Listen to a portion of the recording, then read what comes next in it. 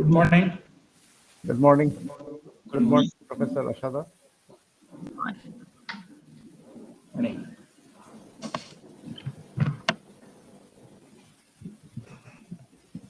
Good morning, Samir. Your mic, your camera is off.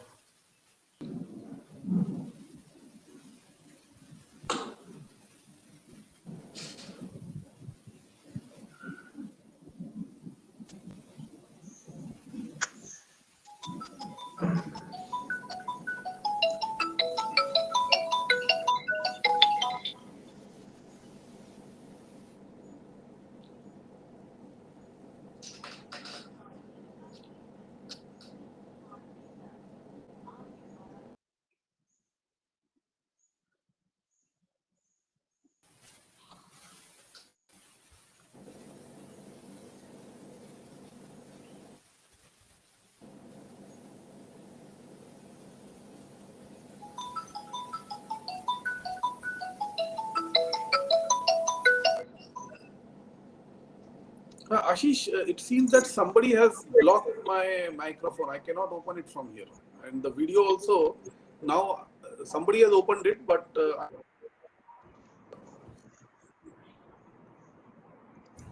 oh, can you? Okay, okay, okay. But there is a sort of a cross mark on it. Anyway, Are you using Google Chrome? that's okay. I am on iPad now, Safari. Oh, iPad actually has a problem. You have to ensure that security. No, but it's working fine. So it's okay. Is it working I fine? can Okay. just that the symbols, I cannot see the symbols properly, but that's all right. Yeah, Professor Karandikar hasn't joined. Please. He was there 1 minute back. I think something happened in between, and then we were checked out, and then now as we are coming back, it is getting restored.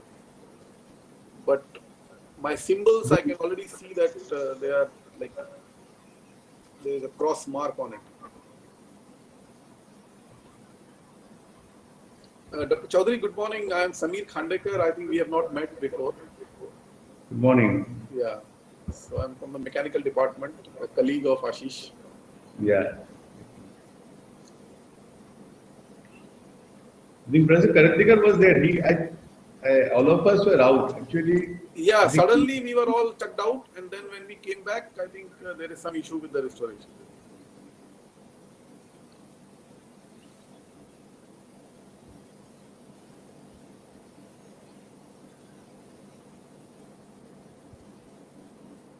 Oh, he's there on stage, but I cannot see him.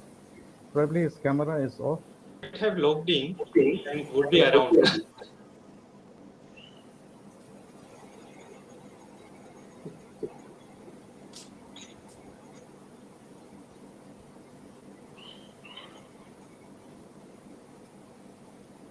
It's there. Sunil.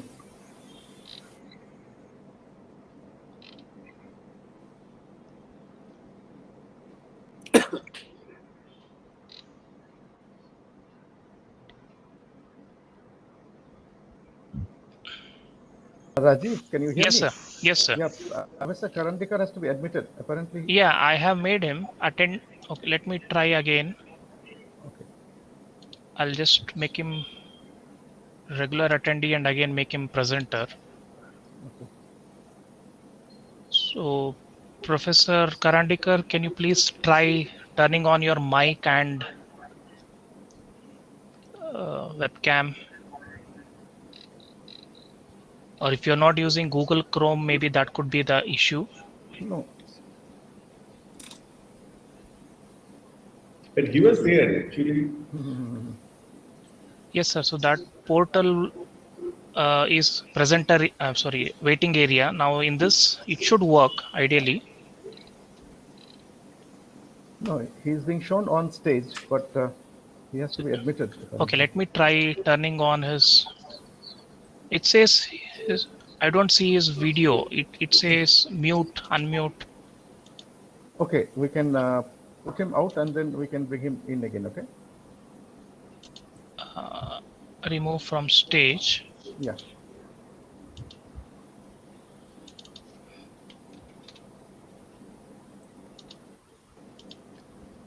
Add to stage. Yeah. So I'm doing that.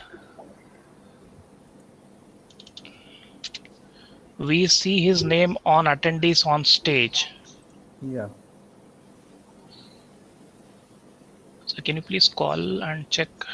Yeah. So she is not being allowed. That is what director's office just told me. So I think at most 8 persons can be on stage. So one has to No, be. 10 can go. 10 can Yeah. be on stage. Yeah. Very funny. No, he joined back again. Rajiv, I can go out if needed. No, that's not an issue, sir. Yesterday we had 10 people. Okay.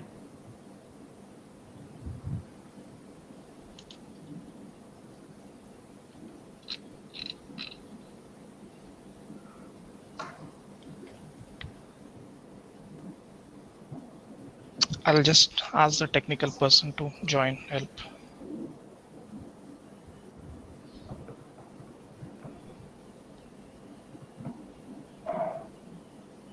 No, he has logged out, I think. He might be trying with a different system or logging in again.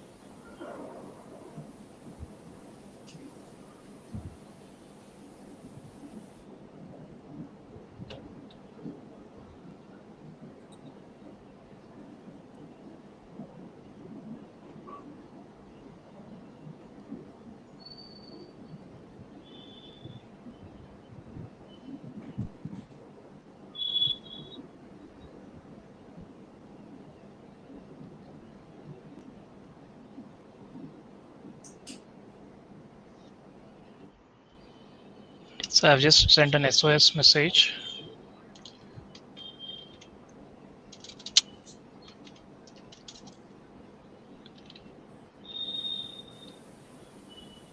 Or what we can do is somebody can come down. Maybe Professor Ashokan can just temporarily come down.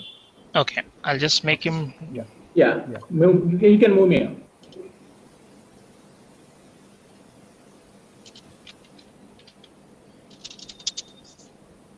He's not logged in yet. Maybe he's restarting. Yeah.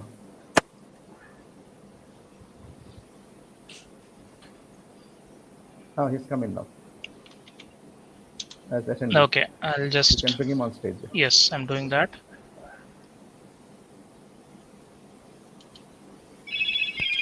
Okay, now, yes, he's here. Yeah. Good morning. Good morning. Yeah. Okay. I was able to hear all of you, but Yeah, something went wrong. wow. Anyway, sorry about that. Okay, I think we Yeah, can no start. It's 9:15 already. Yeah. So good morning to everybody, and welcome to IIT Kanpur virtually. It would be nice if you could come to IIT Kanpur and enjoy this beautiful campus, but unfortunately, you're here virtually. Now, we are indeed fortunate to have distinguished guests who are going to inaugurate for the inauguration ceremony. So we have Professor Abhay Karandikar, Director of IIT Kanpur, Professor Santanu Chaudhary, who is the President of the Robotics Society, and he's also Director IIT Jodhpur. We have our chief guest today, Professor Minoru Asada from the Osaka University. He is the past president of the Robotics Society of Japan, and under him we had started the interaction between India and Japan in the area of robotics. We have Professor Samir Khandekar, who is the head of the Department of Mechanical Engineering at IIT Kanpur. And we have Professor Mongal Kothari, who is the head of the Center for Mechatronics here at IIT Kanpur. The co-chair, Professor Tomohiro Shibata, Kyushu Institute of Technology, will be joining us shortly. So this series of conferences, Advances in Robotics, is the brainchild of the Robotics Society of India, which was formed in 2011. And every 2 years we have the conference, and this is the 5th conference we are having. We started off in R&D Engineers Pune 2011, then BITS Pilani Goa campus.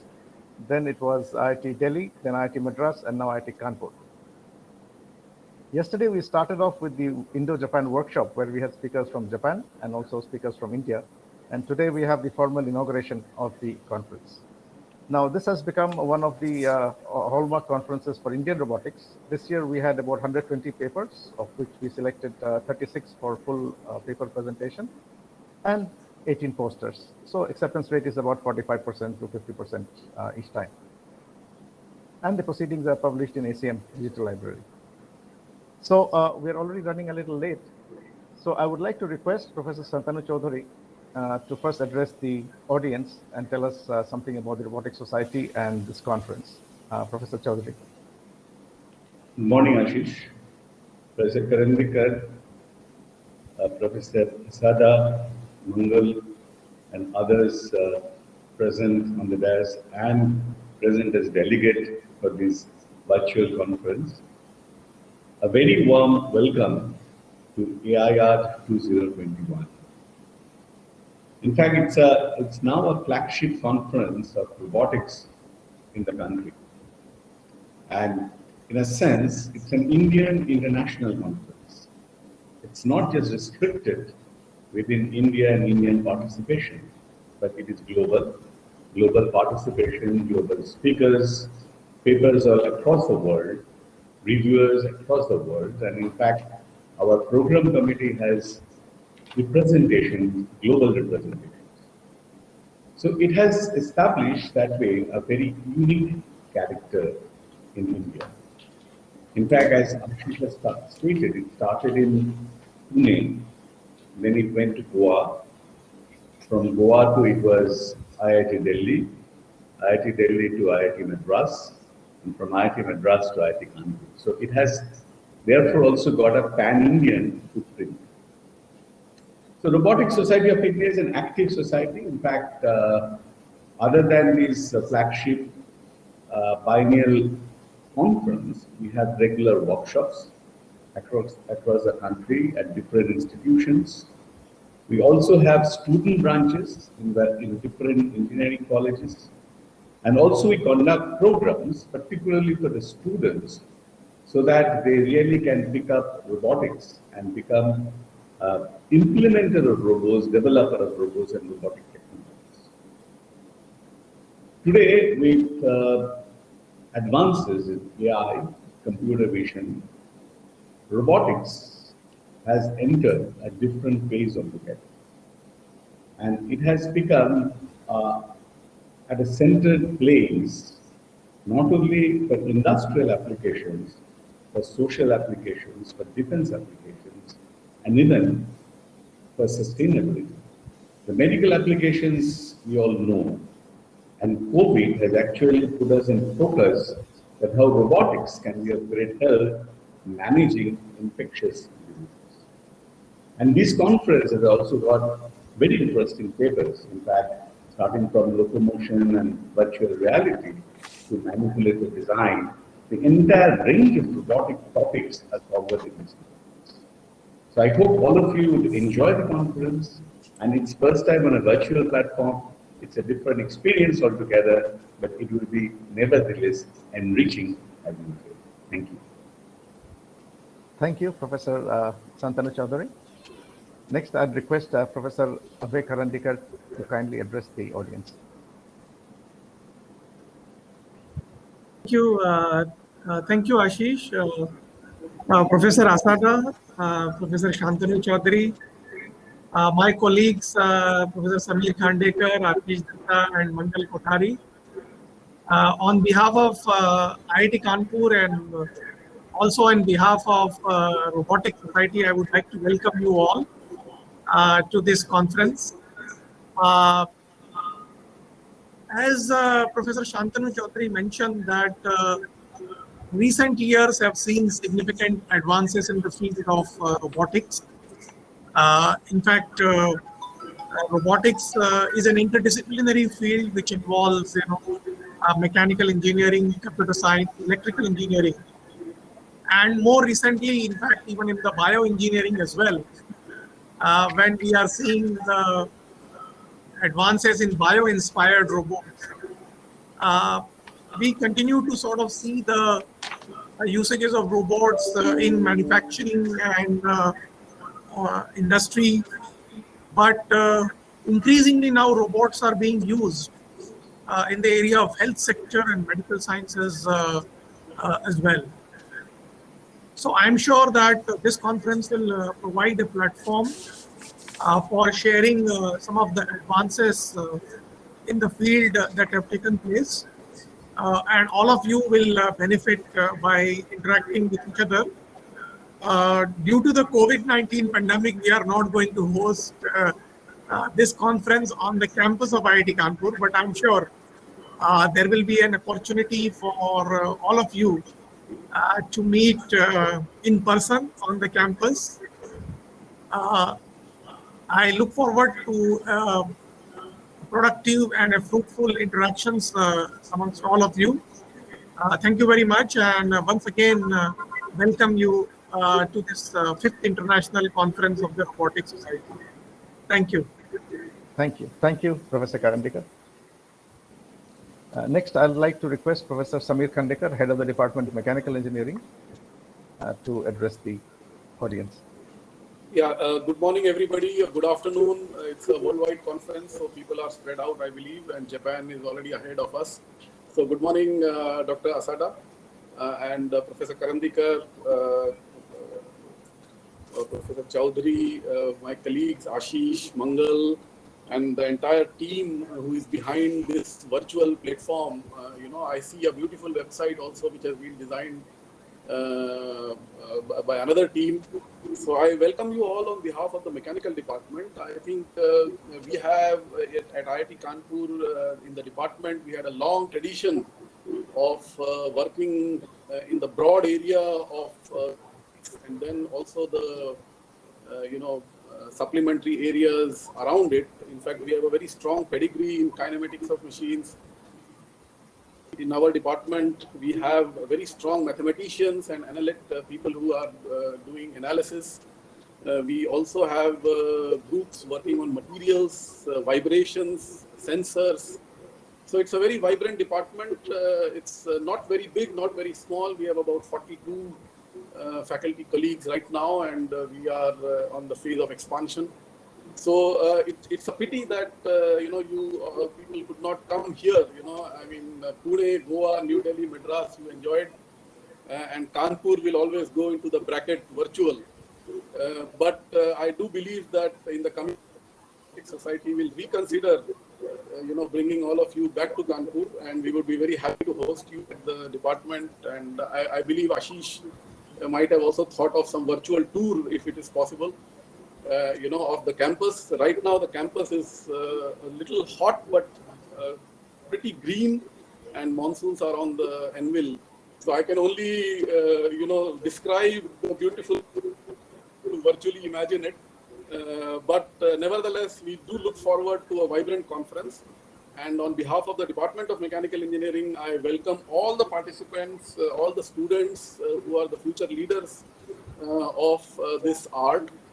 And I must say that, my own, I work in thermal sciences, but I can share it today to this society that my first two papers, the first two research papers which I published, they were in the field of robotics. In synthesis of mechanism, my first paper, I remember going to IIT Kharagpur on the NACOM conference, and then followed by some work on orthomorphism of linkages. So this art has always, been very, challenging and enthusiastic, and we have always looked. Many students get very attracted to robotics, and I think as the robotics, Dr. Chowdhury said, it is now shifting from classical kinematics to now more of unmanned vehicles, humanoid robots, and things like that.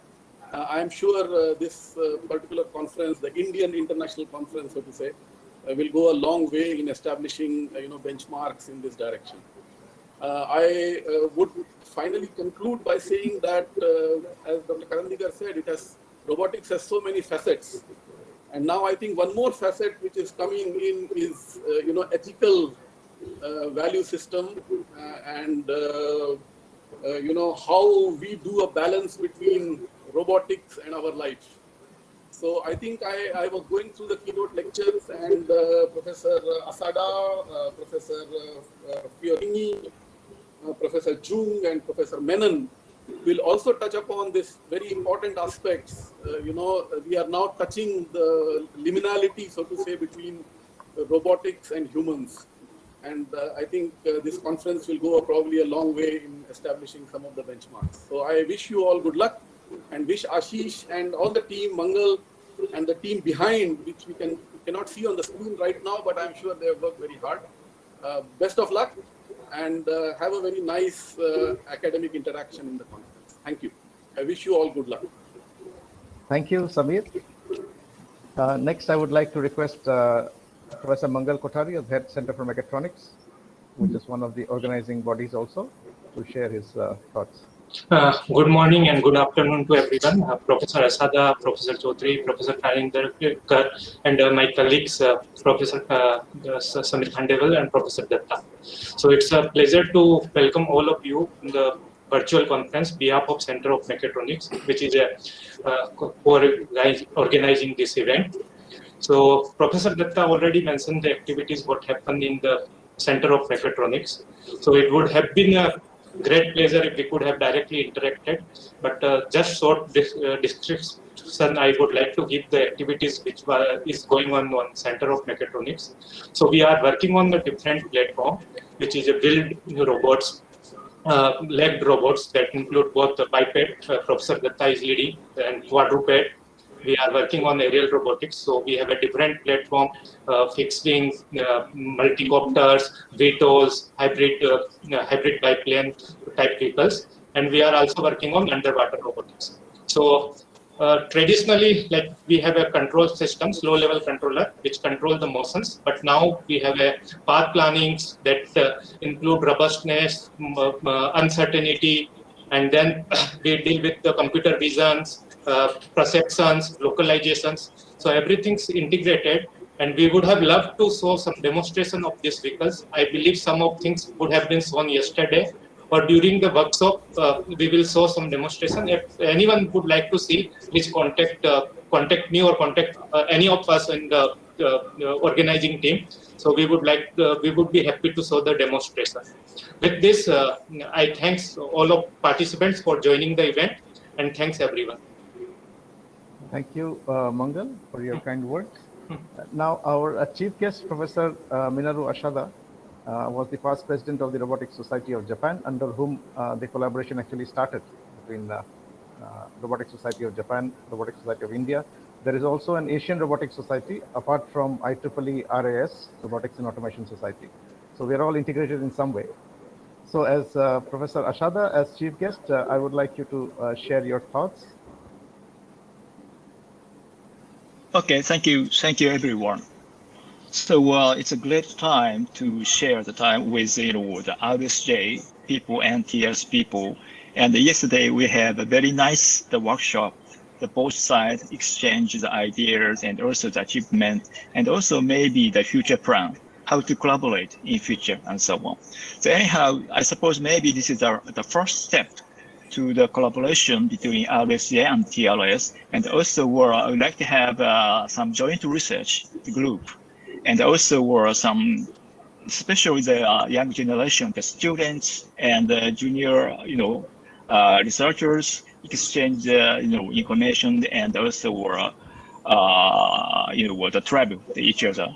At this moment, it is impossible, almost impossible, but maybe in future, we like to exchange the students and the young researchers, and the collaboration to be very, very fruitful. Okay.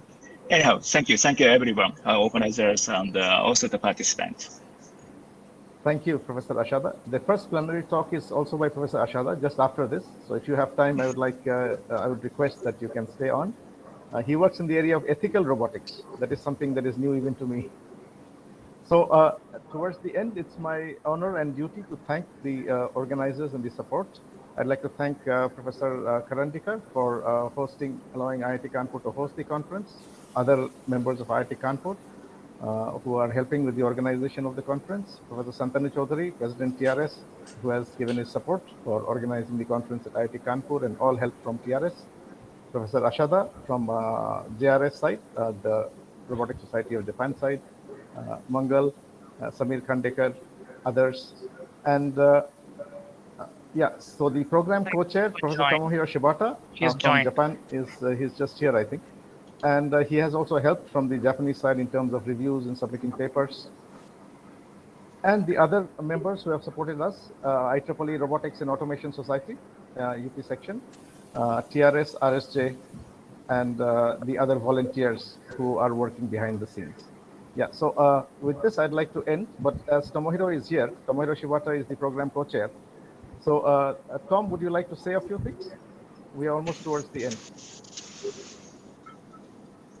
Yeah, thank you very much. And so yes, as Asada Sensei told already, so yesterday we had a very good discussion, and today, finally, we are able to have the former Paris president here, and his talk is on relatively, I think, new issues, new topics for the TRS members, so which must be really inspiring. Asada Sensei, thank you very much, and we are looking forward to your great talk, plenary talk. Thank you very much. Okay, thank you. Then thank you, everybody. Let us move on to the next session, the Plenary Talk 1 by Professor Munaru Asada. Thank you.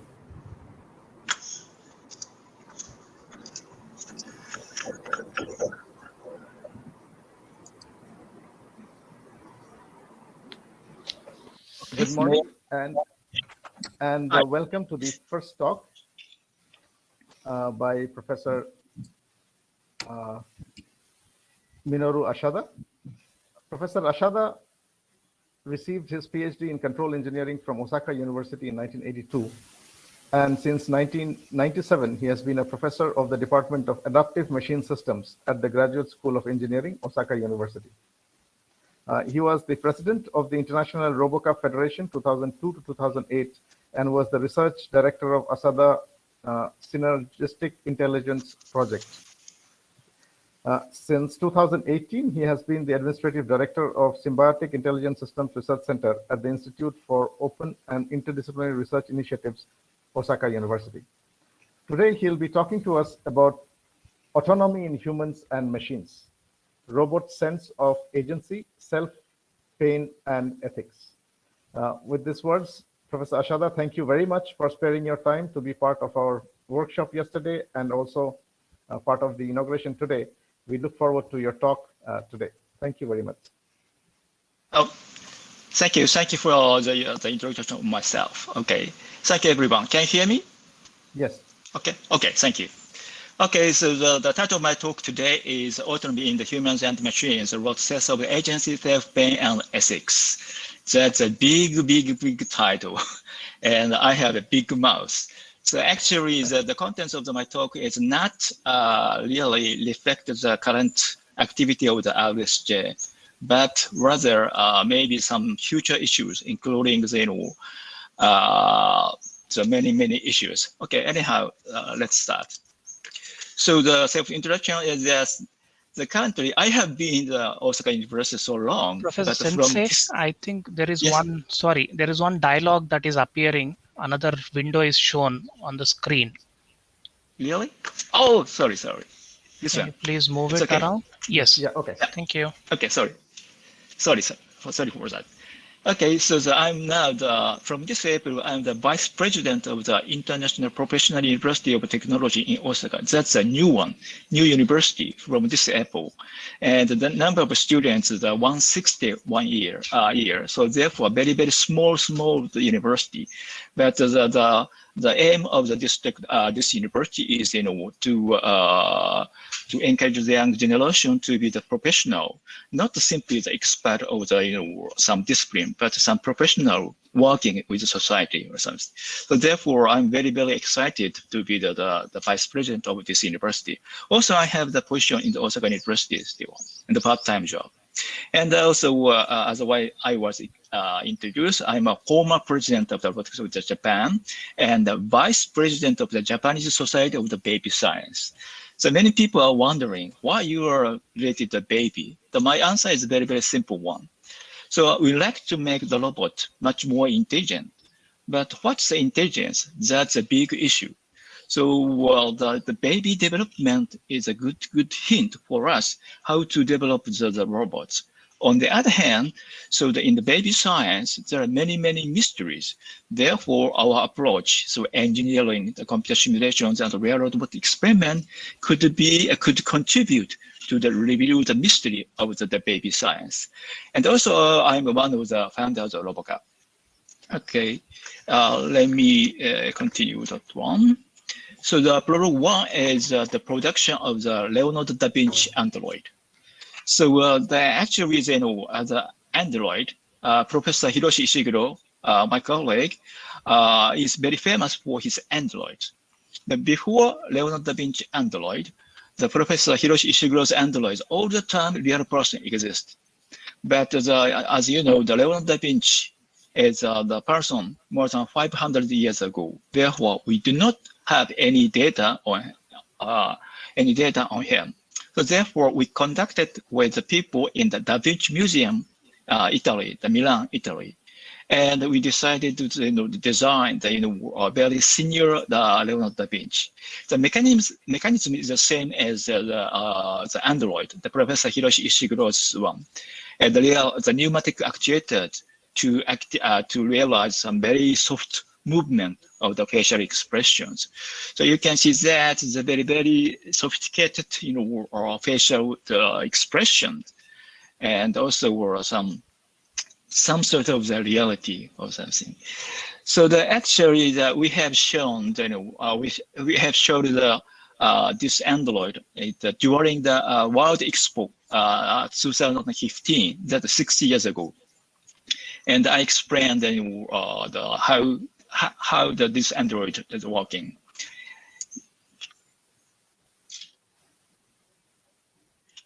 So actually, this is the video clip at the museum, and actually this is this is a teleoperation. So teleoperator controls the facial expression, and also he has a headset. So inside the headset, there are some gyro sensors. Therefore, the movement of the teleoperator immediately copy to the Android. Okay. So therefore, almost real time, so this Android can make a conversation with the visitors.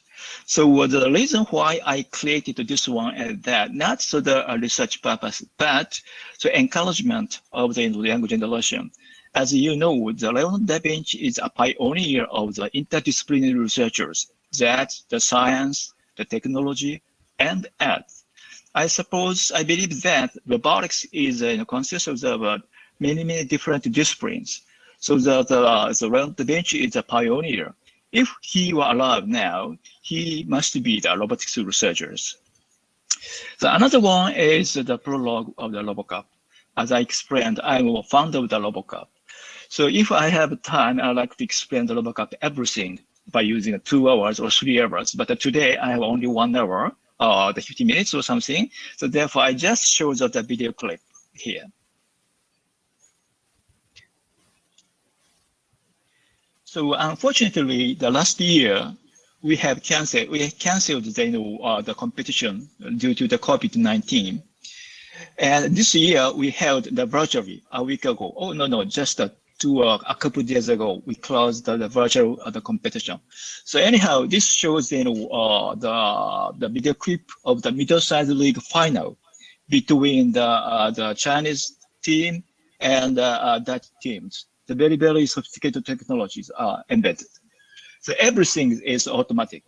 So the top of the robot has okay, I explain. Okay, here is the TV camera, the upwards, and due to the mirror, observe the 360 degrees of the freedom. So omnidirectional vision system. So by using this camera, the robot can find the ball and also the goal and the field line too, and also the mechanism is that's also omnidirectional moving. So any direction, the translation and the rotation on this axis. Okay, so this robot and keeps the ball inside the field, And also this shows some teamwork, passing, and shooting.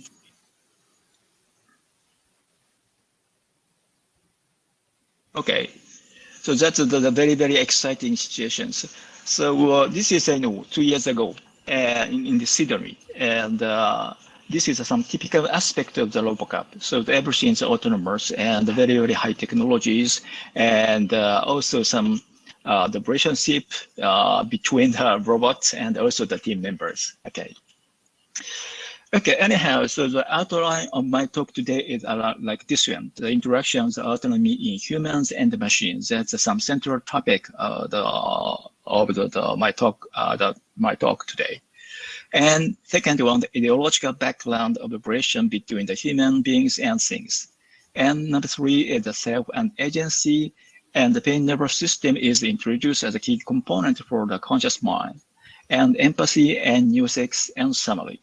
So today is just like this, the topics is very, very, some extreme idea of my own. Therefore, not so majority in the RDS side. But anyhow, these issues, I believe that it's a very, very important issues. Okay. So first one, this introduction is that the AI and the robotics now is a very, very, exciting at the area, and a certain of the kind of the autonomy is expected. So it's now time to reconsider the meaning of the autonomy from not only the technological background aspect, but also from more broader perspectives. In this talk, I will show my thought and ideas on the issues from diverse perspectives. The technological one, the robotics, AI, neuroscience, psychology, science, and so on, and philosophical, ethical, legal, and social implications aspect. The aim of this talk is to share the idea to solve the potential issues of the current and the future autonomous robots and systems. So that we aim to design AI and autonomous systems with human capabilities such as abstract thinking and adaptability, and beliefs such as trust and acceptability in mind. So first of all, let's think about autonomy in humans and machines. Suppose that, okay, as act according to the given instructions without any thought. Number 2, decide to act according to the given instruction without any thought. The number 3, decide to act accounting for the dominance or restriction from others and reflecting one's own ideas. So notably, this can appear to be the same as 1 to 4. And number 4, decide to act on one's own ideas without accounting for any dominance or restriction from others. Of course, the above is not completely independent of each other. The most AI robots are categorized into one, and the possibility of having autonomy lies in the hands of the designer or programmer. Or, notably, the programmers may also experience of number 1 with regard to their supervisors. But since the robot in this case does not have any concept of the self as an active agent or the clear conviction that is a module of the decision making, that this scenario can be more collectively categorized as less than 1. So if I mentioned the number 1, act according to the given instruction without any thought, but the current AI and robotics still not the clear concept of self of the module of the decision making.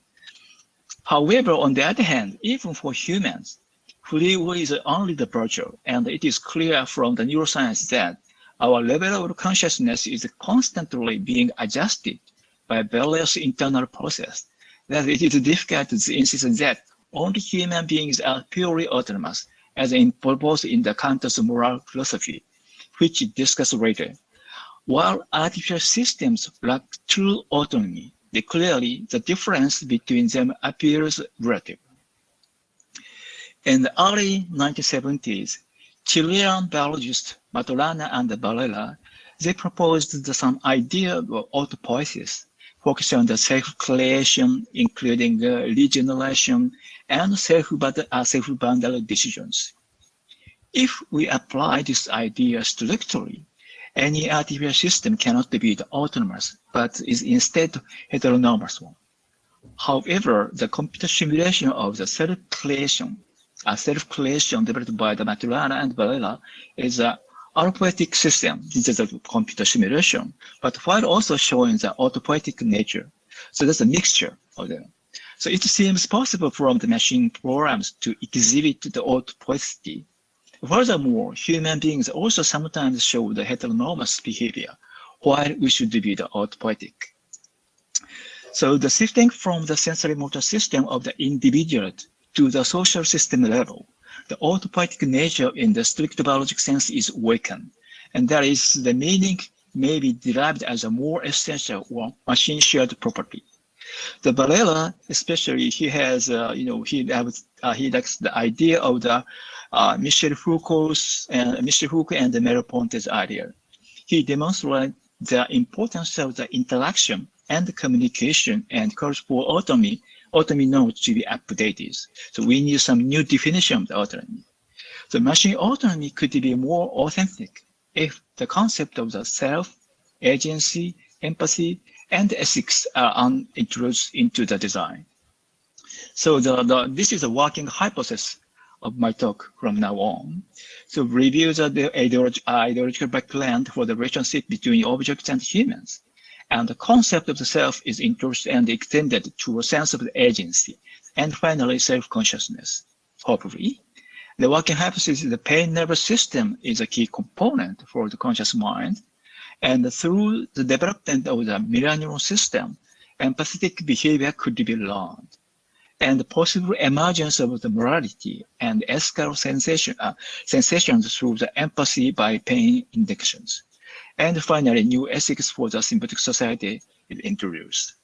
Okay, so the ideological background of my idea is like this one, the relation between humans and the things. So the most ancient person is that the Descartes, the mind, the body dualism, and also the Immanuel Kant. He is the autonomy, but the human-centered one. So these two guys is sometimes, in some sense, too much human-centered, and a clear boundary between the humans and the object. That's the dual mind and the body dualism, or something like this one. On the other hand, these guys is focus on the interaction, especially the human-machine interactions, and also the embodiment.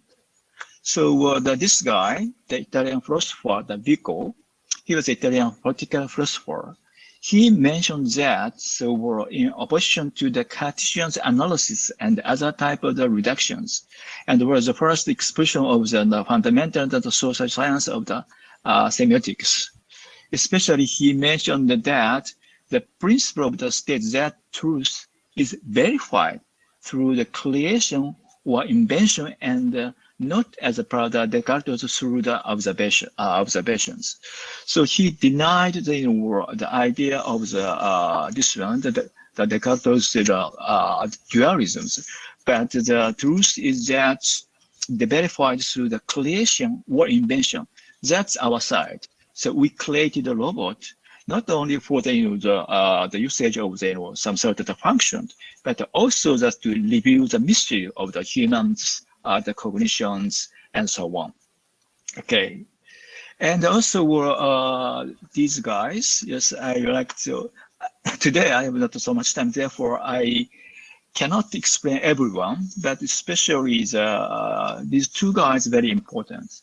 The Heidegger's famous notion, the being in the world, the way of the presentary being for each of these entities as situated among others, now exist independently but are unified in their existence by the pre-understanding of how each interact in the constitution of the situation characterized by the purposeful activities.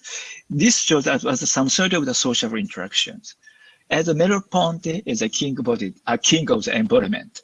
The embodiment as an additional dimension emerges, in which the flash of the same tangibility as well as the same thickness can be given to both the subject of touching or seeing and the object of the being touched or being seen. So he emphasized on the importance of the embodiment, especially body, connect the subjective experience and the objective world. Especially this book shows that the visible and invisible. So when seeing is regarded as being seen, and touching as being touched. So these, these different modalities of sensation intervene, and their re-entrance through the embodiment is iterated. So all the time interaction is, continuous, and there's a subject mind and the object world are, mixed and something. The body is very important media to connecting the subjective experience and the objective world. So the new definition of the embodiment is like this one. So the natural born cyborgs, the Andy Clark. So mind, technology, and the future of the human intelligence. So maybe we need some new definition of the embodiment. So through the internet, we have some experience of our existence, real existence inside the network, and through the network we can communicate with other people or sometimes other robots and so on. About the social interaction, I like to prefer this one. The mind cannot be understood except in terms of the interaction of the whole organism with external environment, especially the social environment. So he mentioned that the mind cannot be understood except in terms of the interaction. That is, our minds out of our heads, or more, between the bodies and something. So I suppose that if we send some robot to the moon or somewhere in the space, so if robot is only one, this guy does not need to emerge his mind emerge. But if we send another robot or the human beings there, they need to interact, they need to communicate. Now it's the time to like a mind, the module like a mind emerge. Okay, so the important issues are self and agency. This shows I just borrowed the neither definition of the self-development. So the neither define the 5 stages of the self-development, but I just borrowed the three from them. So first one is ecological self. That interaction with the environment, the synchronization with the environment. So therefore, some sort of the body image or body schema is one of the topics of this stage. The second one is the interpersonal self. So the interaction with the caregiver, the newborn baby interact with the caregiver is just starting of the interpersonal self. And finally, is a social self. That's the self concept in the social environment established, and easily the agent switch the communication with one person and then the other person something. The physical body in the synchronization, the self as identification, and also desynchronization is self as separations. So anyhow, so the interaction with the environment or with the caregiver or with other persons is some root of the development of the cell. About the cell, the minimal cell, so the Gallagher proposed this model. The model represents the process that generates the 2 aspects of the minimal cell in normal experience. The first one is match the forward components. It's just this one. So that this is sense of agency. This is a forward comparator. On the other hand, match the feedback. So as a result, what kind of the perception we get. So this is a feedback comparator, provides a sense of the ownership of the movement. So this is a very, very important aspect of the sense of agency and the sense of the ownership of the movement. So this is actually for to explain in terms of the humans or the animals or the biological system. But now we're thinking about this design, this idea to the design of the robot systems. Okay, so another researcher says proposed the architectures. So the agency component is based on the Frisis with a separate completer model and of the schizophrenia, and recently extended to the Bayesian framework. So the CES proposes the agency of this one and also the presence of this one, and they are some connected to each other, especially the prediction and the prediction error is an important part. Also, the Gallagher's one is that sense of agency and sense of the ownership. Also, the related to the some sort of the prediction and the prediction errors. So the Hargard explained the Gallagher's two aspects of the agency and ownership as a prediction and post-prediction, and called them sense of agency as a whole. And the right figure, this figure combined with says this one and this together. Here. Okay, so they have to design of the sense of the agency. The Legacy et al. Proposed the model of the human sense of agency in an interactive situation with the robot that has not been dealt by the Hargard based on the following fact. So for the that one, so the here et al. Experiment shows that generally speaking, human sense of agency could be reduced by the existence of others. Similarly, it was reduced by the existence of the robots who appears to have its intention. That's a very important one, who appears to have its intention. So this is the idea of the legacy. The coupling of sense of the agency in humans and AI interaction with the first person's FP and the second person SP, the perspective of the sense of the agency. So, okay, so the point is that before, it's the sense of agency defined in not the social environment, just one person in case of the Gallagher's. But the legacy mentions that the self of the agency in the situation of the social interactions. Okay, the AI or human possesses the intrinsic sense of agency in the first person, and in the second person, each has the model of the mental representation of the other's FP. So the human's FP is here. The SP is AI's or the opponent's the first person. And on the other hand, AI has its own first person's sense of agency, and also where the second person view is just the first person of the humans, this one.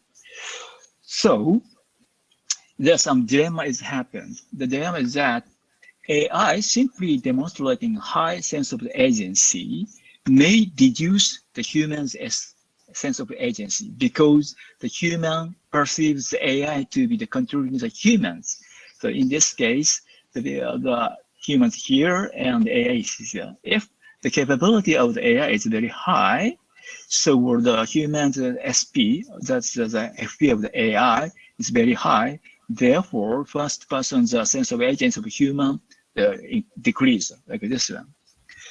The AI upon perceiving the decrease in the human's SOS, sense of agency, then carefully choose its next actions, or perhaps perform no action at all to increase the human's SA. So now, the AI behave that one, so my capability is not so high as yours.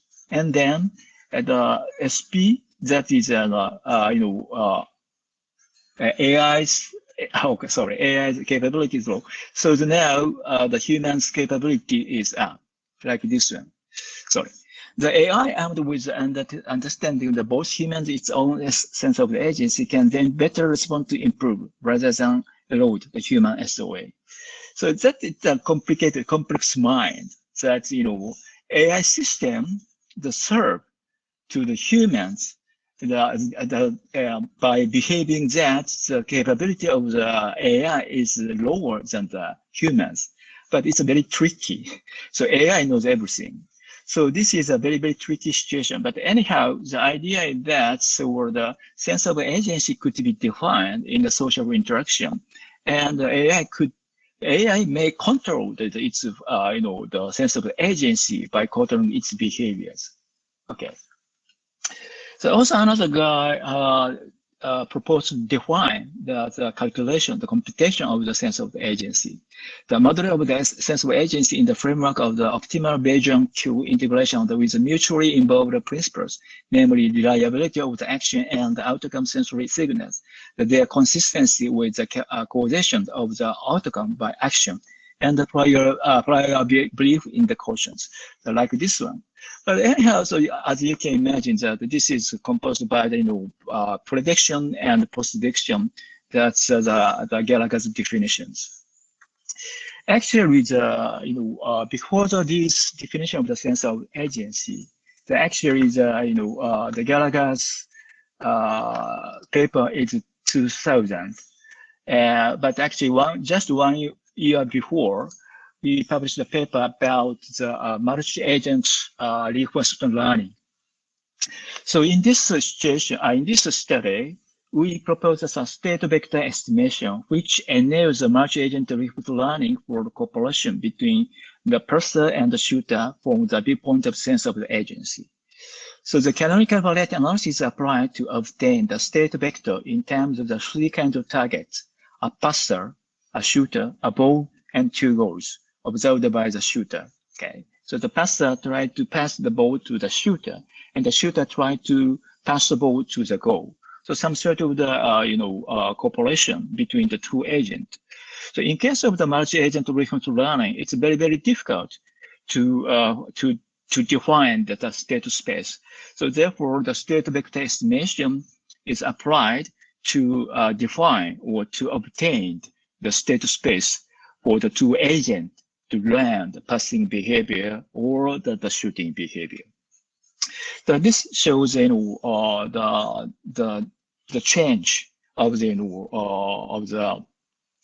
length of the state space. So for example, the ball, goal, and the ball and the passer, and the ball and the shooter. So this is I suppose maybe here. Okay. So historical length is key issues. So for the shooter or the pass for the shooter, so the goal is a static environment. So it's very easy to predict the change of the image if shooter, if shooter changes their viewpoint to the left to right, image of the goal move to the right to left. So it's very easy. The one shot is sufficient to predict the change of the goal. On the other hand, ball is is sometimes shooter kicks the ball, and as a result, ball is rolling. So therefore, it's not simply the one shot, but sometimes acceleration, and sometimes the ball is kicked by the passer. Therefore, the historical length to estimate, to predict the ball movement, we need some full lengths. It's just including acceleration and so on. And also shooter, for the shooter, passer is also where the historical length is much more, because the passer moves according to the shooter's movement, and also shooter moves according to the passer's movement. Therefore, they interact each other. So some sort of the complicated situation happen. Therefore, the shooter and the passer need the more length to estimate, to predict the apparent motions. So actually, the state vector estimation by the local prediction model is how much the agent can predict may correspond to some sort of the sense of the agency in the sense of the Gallagher's. So if the error is small, the learner supposes that the prediction is correct, and the learning proceeds. It means that sense of the agency. The Haggard has dealt with only the minimum cell, and therefore the interpersonal and the social self are the future issues. But outside that, the state vector estimation can specify the spatial temporal structure of its own action in the context of the social behaviors. So we suppose that the sense of the agency should be defined in some social context. So for the Gallagher and Haggard mentioned some no explicit description about the sense of the agency was given. Okay. So these guys, no clear definition of the sense of the agency in the social context. So no measure for essay considering the balance with the other agent of the sense of the agency. if the cooperation between two agents is successful, both of the sense of the agency could be high because of small error. If so, the large error means the lower SOA. Is it true or not? This is an issue related to the attribution of the responsibility, especially in the case that another agent is AI or the robot. So this is some, very important and serious issues for the if the AI fails something. So the auto drive is some typical example of this category. Okay, so to design the sense of the agency or some sort of the conscious mind, I suppose that the pain nervous system is a key component for the conscious mind. Now, this shows, just borrowed from the neuroscience textbook. So there are some parallel pain pathways. So two distinct aspects of the experience of the pain. So this is an anterolateral system supplies information to the different parts of the brainstem and the forebrain that contribute to the different aspects of the experience of the pain. Those that are responsible for number 1 and number 2. The number 1 is that, around here. So that's the from the anterolateral system. So the first one is the sensor discriminated one. Through the ventral posterior nucleus and the somatosensory areas, is that one is where and what kind of pain and how long and so on. This is the sensor discriminated. On the other hand, number 2, the second one is affective, the motivational one that relates to the memory of the pain. So as you can see that there are two pathways. The one pathway is the ascending the pathway that from the peripheral system to the central nervous system. That's the bottom up the pathway. On the other hand, also the descending pathway is that from the top, from the central nervous system to the peripheral system. For example, the typical example is the gate theory. For example, if you have the pain around here, like this one, so you just rub like this one, okay? So this shows that if something pain situation happen, the signal is go through the pain nervous system. But if you soft touch the pads, so the mechanoreceptor, the normal touch pathway is activated and stop the pain nervous signal of the pain nervous system. That's the bottom up, bottom up interfere or something. But also from top down, so the memory of the pain or prediction of the pain situation, sometimes it reduces the pain, but sometimes it increases the pain. So therefore, anyhow, the descending pathway is an important part of the pain perceptions. So we designed the very, very soft tactile sensors like this one. So you can see that in the soft touch wave is like this one, but the hard touch. So you can see, you can easily discriminate from the signal wave. So this is the soft touch or the hard touch of the painful sensations. So therefore, we can easily discriminate the soft touch and the hard touch. The biologically, we have, or genetically, we have the genes of the nociceptive neurons, nociceptive neurons from the beginning. But during the fetus in the womb, so we just developed this system.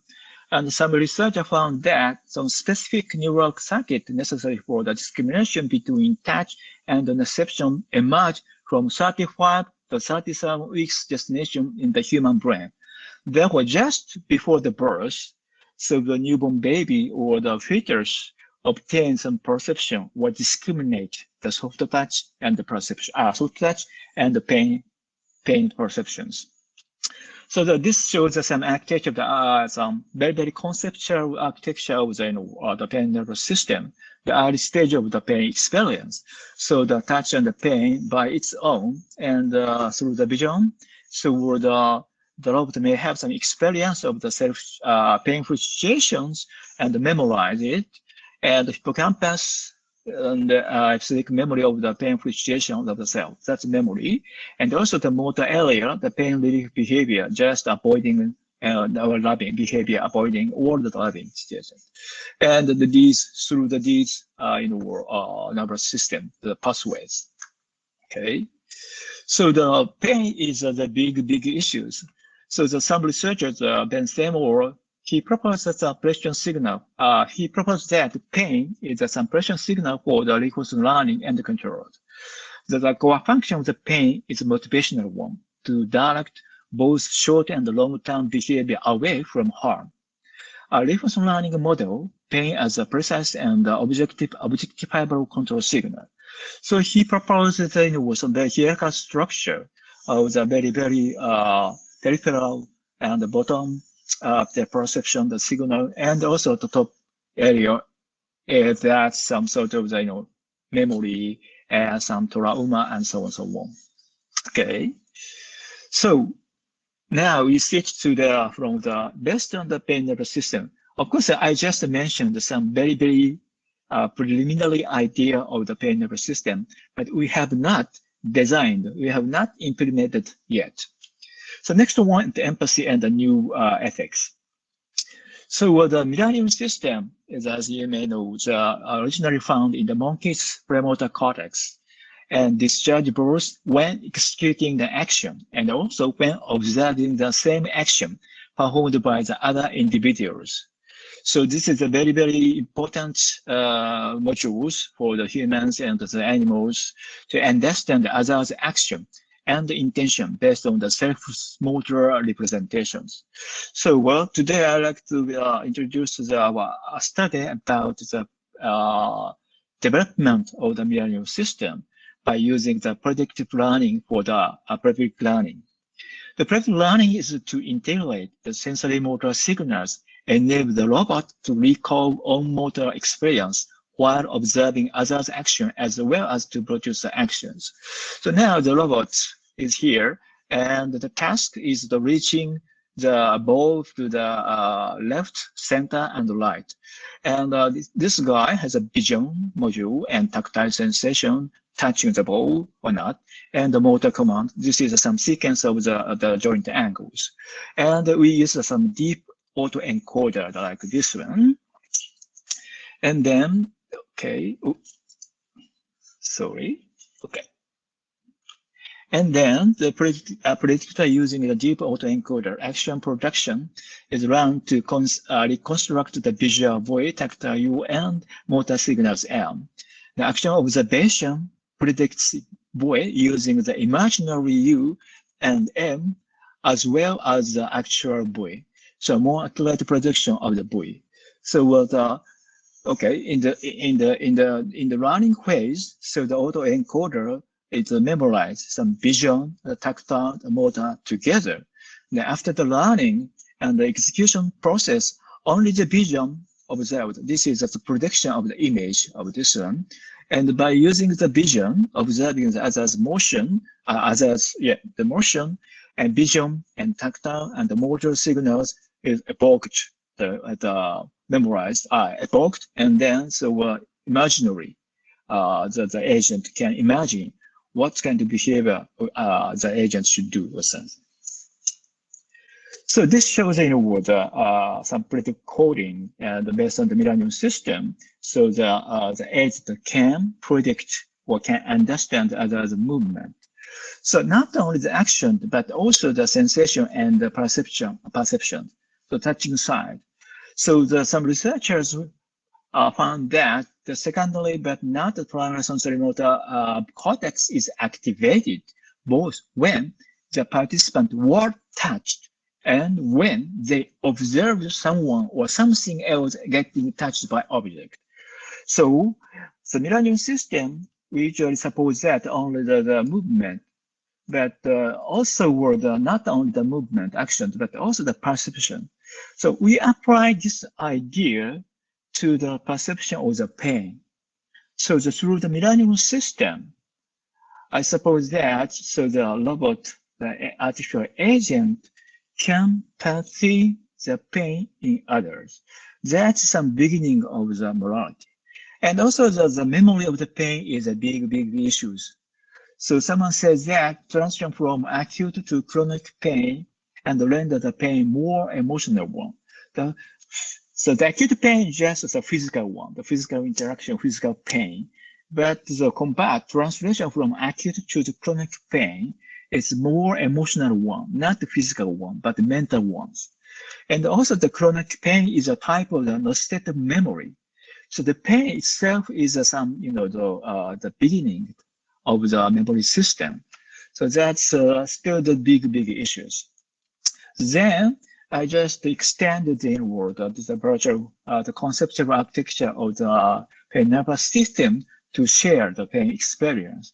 So in this case, through the development of the mirror neuron system, so the agent first experiences its own experience of the painful situation, and then memorize. And then next one is observes the similar situation of others, and then to evoke the painful situation, it's inside the brain, and take some action to the pain behavior, avoiding or loving something, and also the memorizing.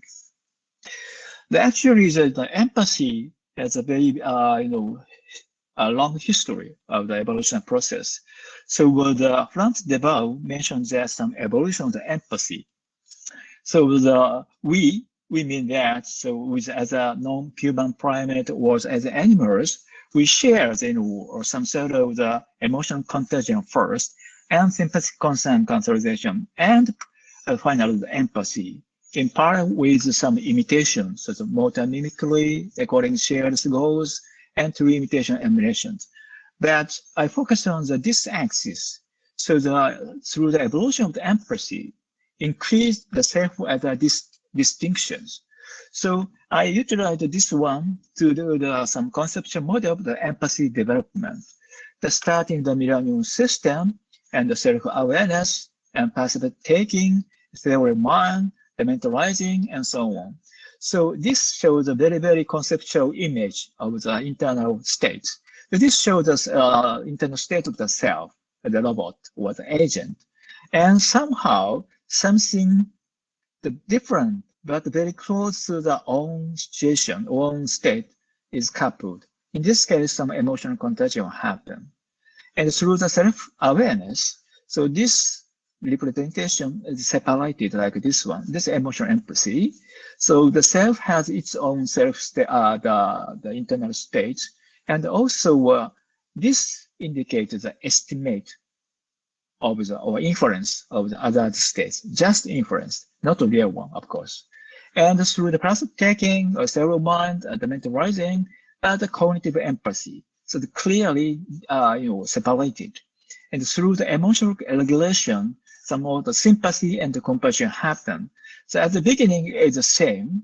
So the internal state of the agent is as same as the estimate of the other agent internal state. And then the self or agent change the internal state, and the sympathy and the compassion happen. From this, through the emotional regulation, next stage, the inside, outside, in-group, out-group cognition. That's the MB and shallow fraud, or some the metacognition like this one. About some other moralities. So the Joshua Green proposed some the book, The Moral Tribes, and he mentions that we, the human, has two modes of the moral behaviors. One is auto mode for inside the group. Inside means the friends, the families, and the town, the village, and so on. And the manual mode, he mentioned also the manual mode, well, not against, but outside the manual mode for the outside the group. So in this situation, the inside outside the group is against each other, but the Joshua Green mentions that the human brain's manual mode is its capacity for the deliberate reasoning, which makes our thinking flexible. Our point and shoot emotions make our social animals, turning me into us. So he mentions that we should have the two modes. One is auto mode for the inside group, but also we need some manual mode for the outside group. But the Bloom against the empathy, the case of the relational compassion. So the auto mode for inside the group is too much focused, ignoring all others. So he focused on the auto mode. So it's not all bad, but still I stand first. On balance, empathy is a negative in human affairs. It's not the cholesterol, it's a sugary soda, tempting and delicious and bad for us. Now I'll tell you why. So sometimes in a war, the typical example is we just focus on the war, some situation or some accident. So some kids or the boy was died by the shot of some vaccine or something, and then many people suppose that stop the vaccine, but by this effect, if stop the vaccine, we cannot save the million of the kids or something. So therefore, he mentioned that auto mode sometimes really auto mode, but we should stop. So these the two ways. I suppose that I like to propose the psychopathy, the beyond moral tribes. The evolutionary and developmentary, the cognitive empathy after the emotional empathy, the former includes the latter, and the sympathy after emotional cognitive empathy, the former includes as the latter. Therefore, I like to propose the psychopathy, so the adaptive emotional regulation between empathy and sympathy. So no discrimination between the in-group, out-group, or in-global group. As Joshua Green mentioned that, so we have the two modes, auto mode and the manual mode, and the Blue mentioned that some warning about the case of the relational compassion. So I suppose I like to propose the psychopathy, the artificial agent beyond this constraint. Okay, so therefore I expect that the psychopathy is one of the issues for the AI and robotic researcher to design. Okay, that's it. Of course, at this moment, I have no idea how to design psychopathy, but that's only the conceptual idea. Okay. So the new ethics. So I like to introduce the Peter Paul Verbeek. It's the philosopher in the Netherlands. He has been focusing on the philosophy of the human-technology relations and aims to contribute to the philosophical theory, ethical reflection, and practice of the design and innovations. The most influential book among his publications is the Moralizing Technology, Understanding and Designing the Morality of the Things. So in which he pointed that the morality is not just in the human users of the technology, but in the interaction between us and our machines. So far the morality is just on the human side, but with in the symbolic society with the most advanced AI and robots, so the morality should be inside of the interaction between us, interaction between the humans and the technologies, advanced machines. So he pointed out how ethics can be practical in the most advanced society. So that he referred to the virtual ethics. So the Michel Foucault focused on the virtual ethics by Julian Annas, and Peter Paul Verbeek extended this idea, considering the most advanced technology as one of the main components of the proposed structures. So Peter Paul Verbeek mentioned that technology shapes our actions and the world experience, and by doing so, is actively involved in the way we live, and proposed his new ethics, not should be, but like to be with new technologies. So he mentioned that we should have, intentionality to with the advanced technology to observe or to the future and so on. Okay, so the psychopathy beyond the moral tribes like this one, the artificial agent, the artificial pain, or the human agent, or the biological system, the biological pain, and some sort of the empathy and the sympathy. So the psychopathy include the empathy, sympathy both together. And the new ethics in the human side include also both one.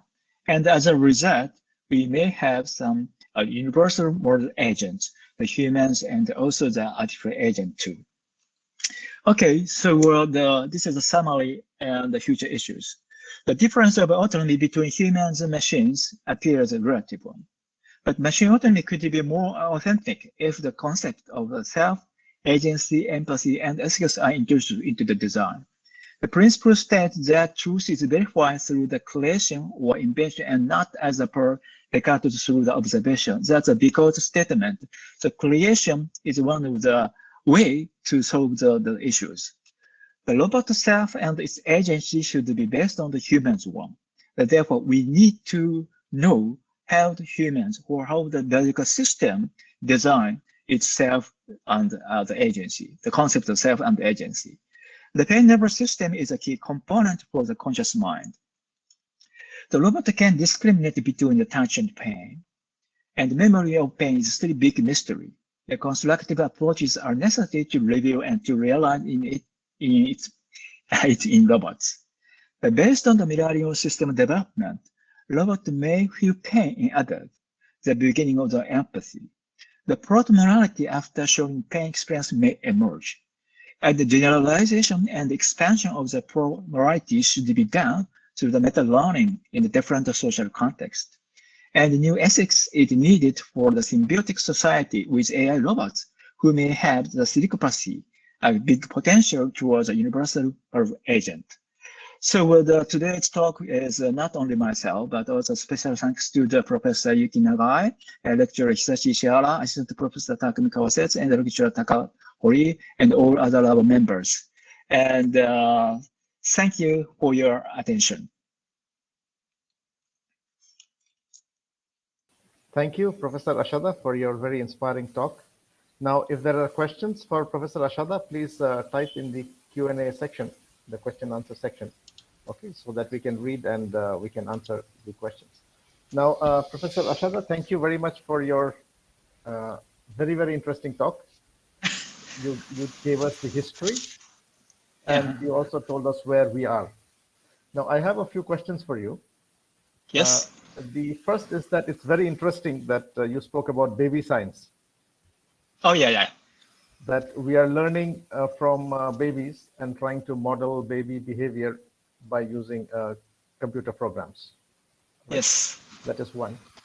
Now, in terms of how do you assess a machine in terms of SOA?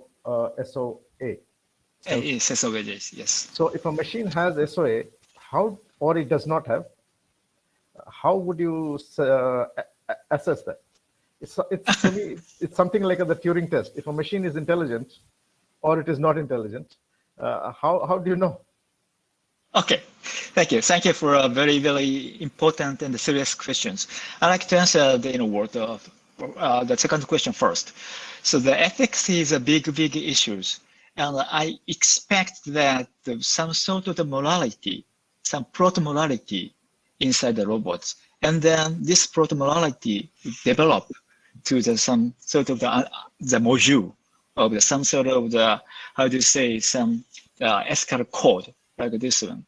So of course, the robot should have some capability of the symbolic learning and all the symbolic emergence and so on. But anyhow, I suppose that so the embodiment with pain is some necessary condition for the artificial agent to have the very basic preliminary concept of the pain, and then by sharing the pain with others, the robot may have may feel the pain in others as robots or as agents, that's humans.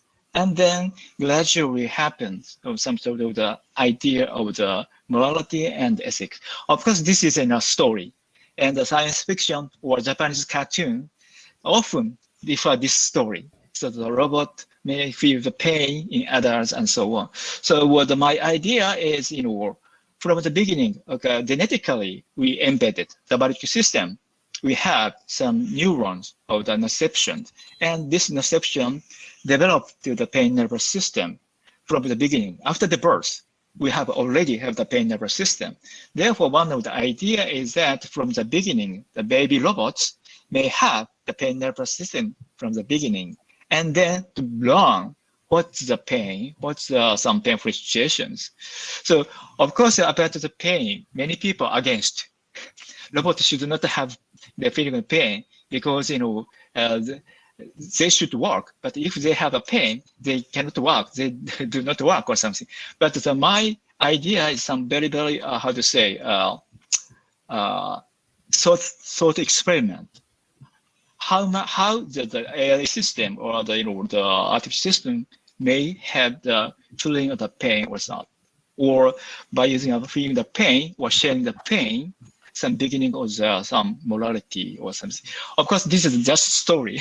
So therefore, I have not exact idea how to design yet. So this also same as the first answer to the first question. About the baby development, we have some simulation of the brain development. So my colleague, Professor Yasuo Kuniyoshi, his group embedded the simulation of the brain development of the fetus with body. So the body and the brain interact each other, and the body movement affect some development of the neuron development, neural development inside or some mutually. So the idea or the computational architecture of the baby development, the one of the idea is that so we have many neurons and the body together and develop each other. Actually, the Professor Yasuo Kuniyoshi's group published a paper about the simulation of the fetus development, and their simulation shows that the preterm baby may have some deficit of the cognition of the body image. So of course, that's a simulation, sometimes quite different from the real situation, but very, very suggesting. So therefore, the one of the program of the baby development is coupling the body and the brain together and some simulation of the neural development. So that's one idea. So another one is that we realize some baby robots. Actually, today I have shown the, this one. Yeah. This one. This guy. So the reason why we designed a more realistic baby robot is that we like to study about the interaction between the human caregiver and the babies. But the real baby, we cannot control anything. Therefore, we need some, the baby robot we can control to study how the human caregiver react to the baby robots. So we have a very interesting result, not published yet, but the caregiver usually like some speech or the baby developed or directed speech, of the infant-directed speech, IDS, and also the human caregivers show the robot-directed speech, a little bit different from the idea, and so on. So therefore, I suppose maybe there are many different ways to study about the baby development. Sometimes from the beginning, the neural development. Sometimes we utilize these baby robots to study and so on. So therefore, there are many different ways to study about the baby science. Did I answer to the question? Yes, thank you. I have many more questions, but I think others can also ask. So I'll just ask one question, which is, you're using the word brain and the word mind. Mm-hmm. In AI, there is a difference between them. Okay. The mind is just a phenomena, kind of phenomena from the brain, but not only the brain, but the brain and the body together. Okay. Yes. So that's an embodiment. Yes, the mind is kind of the phenomena. The mind is for me, it's the same as the consciousness. The consciousness is also the phenomena. So phenomenal. So therefore, the body and the brain, the interaction. So the conscious mind or consciousness emerge. So there are some computer theory of the integrated information theory by I forgot his name, but anyhow. So that's some computer theory of the consciousness. So we just borrowed this idea to the neural development. Okay. Anyhow, today I have not so much time. I need to stop. Okay. Thank you. There are some questions. You can answer them whenever you have time. Okay. No, of course I have time. Yeah. Okay. So is it okay today? There are some questions. Will you answer them now, or you would like to answer them later? Anytime. Okay. So in the question answer session, there are questions. I think you can read, right? I have no button question and answering. I was just this window. Oh, okay. So I will. So I cannot see. No, there Okay, is sure. small- Go ahead. I'll just read the question. So question one Yes. is how to tackle privacy issues while learning from humans. Wow, that's another very serious issue.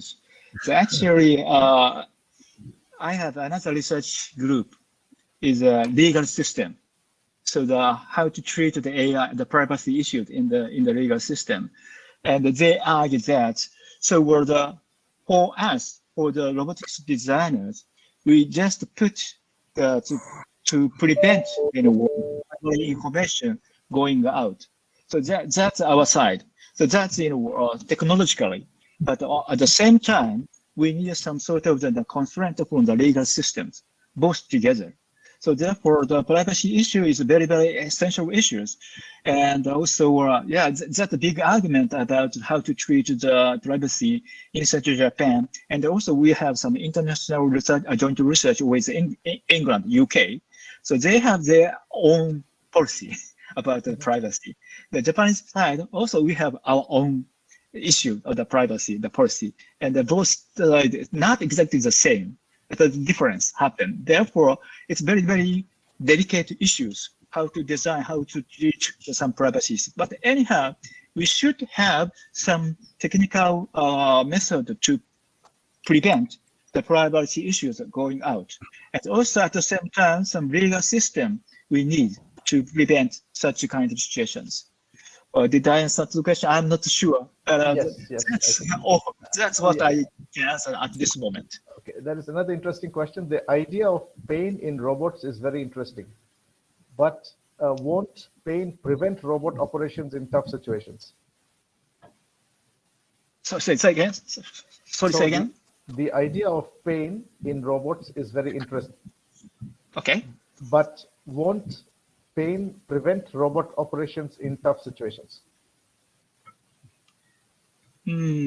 So the question is the pain nervous system sometimes prevents some normal operation of the robot.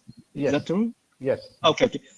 Yes. Okay. All the time, the same question I have. So my answer is very, very tricky one. I do not intend all kinds of robots should have the pain nervous system, but some interaction, some robots that who need to interact with the senior people. That in Japan, as you know, Japan is very, very high aging society. So many senior people living alone in the countryside. Therefore, some robots it's necessary to communicate with them. So in that case, I believe that so the robot should have some real, real feeling of the empathy. So in that sense, so the pain is necessary. So not simply some physical pain, but also the mental pain. So to perceive the mental pain in adults, it's necessary for the communication robots who need to communicate with senior people living alone in the countryside. Okay, thank you. So Professor Shibata has a question, I think. Shibata Sensei, you have a question? Yes. Have you because since Asada Sensei tried to understand, so I know he's really interested in to understand some brain mechanism and also mind mechanism. And have you ever worked for medical application, such a rehabilitation? I'm asking this because Ashishi also has been working in rehabilitation area. Okay, actually, my own group. We have not touched such an issue, but in the CLEST group, some medical doctor of the psychopathy is dealing with some applied idea of some brain mechanisms. For example, the ASD people, for the difference of the brain mechanisms. For example, the ASD people are supposed to be the local connection too much, and the global connection is not so much. Therefore, they are so difficult to think about the globally. But it's very, very good at the local connections, counting the number and so on. So the idea is that, so we're supposing that some brain mechanisms or some sort of brain neural development in the simulation sometimes shows some, reveal the mystery of what's happened in the ASD people. And also, we like to apply this kind of the result to the real situation. I'm not a doctor, medical doctor, but in the group, there's some medical doctor there. So we, in future, not yet, but in future, we like to apply this kind of idea to care these people. Okay, thank you very much. That will be wonderful. Yeah, I'm looking forward to. Yeah, Thank thank you. you. So we have time for one last question. So one last question is, it seems like there are cultural impacts when we talk about mind and brain. What are your thoughts on it? Oh, as you know, in Japan, or many Japanese people supportive that Buddhist, but actually not. But the idea is, some sort of the coherent. So, so the brain and the mind. So, for example, in the Europe and in the US, individual is very, very clear, individual definition. So the person A and the person B and the person C and so on. But in Japan, we like to think about as a whole. So it's everything together, like this one, with nature, something. Okay, let me explain one story. So about the Everest, the climb up the Everest, the very high mountain. So the English term is to conquer the Everest. But for the Japanese people, we not utilize the conquer to the nature. The nature is not targeted to conquer. Nature is the object to involve in the mind. So that's some difference, cultural difference between the European and also the Asian. But I'm not sure how the Indian people think. But I suppose maybe close to the Buddhist or something. Yes. Yeah, therefore, we are thinking about as a whole all the time, and also involve the nature inside. The bonsai is a small garden. It's a very small tree, small river. And that's a bonsai. That's some typical example. The nature involves the nature inside the mind. That's some typical aspect of some cultural difference of the mind or the brain and so on. Okay. Did I answer to the question? Yes, I think you have answered. So I think we have to start the next session. So we'll end here. So thank you, Professor Asada, for your very interesting talk, a very futuristic. Thanks so much. We look forward to your support in the next couple of years as we go along. Yeah, of course. Thank you. Yeah. Thank you, Asada Sensei. Thank you. So we start the next session now. That is technical session number 1. So the speakers may please come on stage for the first technical session. Do you have any break in between, or will directly start? We'll take 15 minutes break is there. Okay. So we will start at 11 o'clock, and in this 15 minutes, we'll bring the speakers on stage. Okay, So, we'll set up a... Yeah, so Rajiv will project the names of the speakers and the paper titles and the time schedules. Yes, sir. I'll just... Yeah.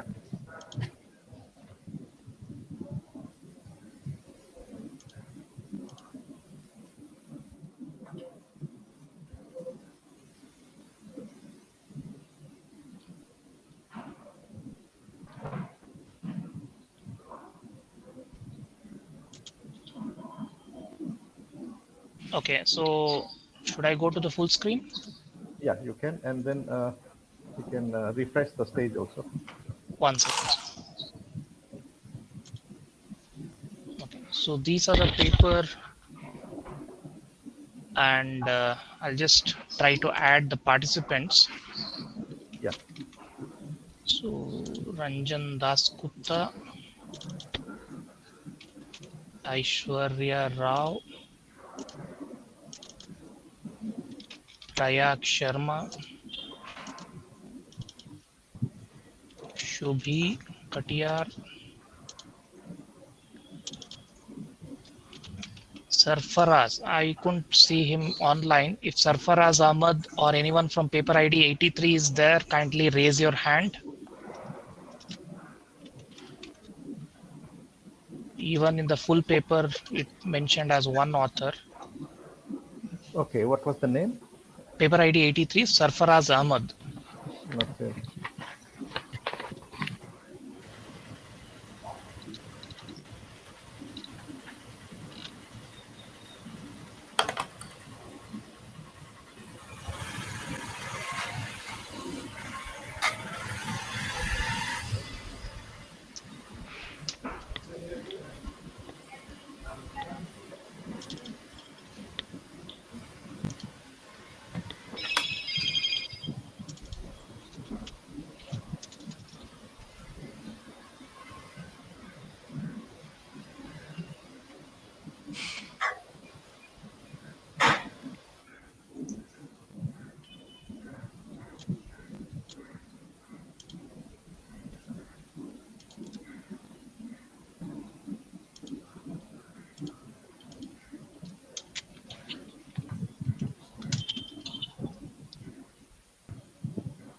Somehow CMT is not working today, I think. I was trying to log into CMT to get some information.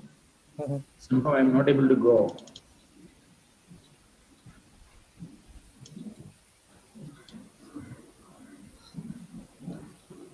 Sir, you may want to announce about the award. No, so yeah, just no. This session is now it is available to all the participants, or they are in the lobby now. No, everyone is here only. Oh, okay. We are not going Mr. to the lobby. Sarfaraz? I couldn't locate him, sir. I think Ashish is trying to contact. Okay, sir.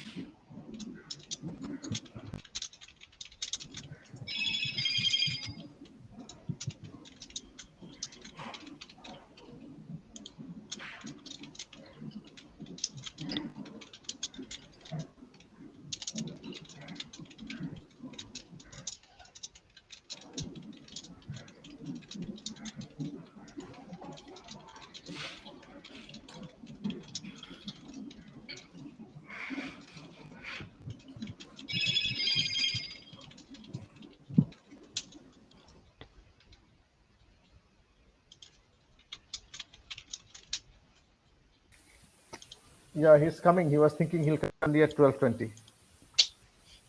Okay, sir. Okay, so I think Ashokan can take over, right? Yeah, you can I'll tell just whatever. send one file to him. Ashokan, sir. I've sent it yesterday already. No, there's one evaluation file I just created. Okay, okay. I marked even copy. So Yeah, I got it. Presentation is 14 minutes, and question answer session can be on the question answer. They can type. So this is. So we'll wait till 11. Yeah, till 11. 10, yes. 10 more minutes. We'll just wait. Yeah, everybody is not there, right? No, we just have Surfer. We need Sarfaraz. Once he is online, I'll just add him. Yeah. So 14 minutes presentation and maybe 3 minutes of question answer.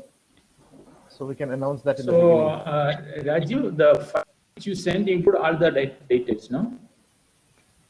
It has 3 slides. First slide has paper ID and details and all, and also the marks to be given. No. Then I think I am opening a wrong file. Just now I sent.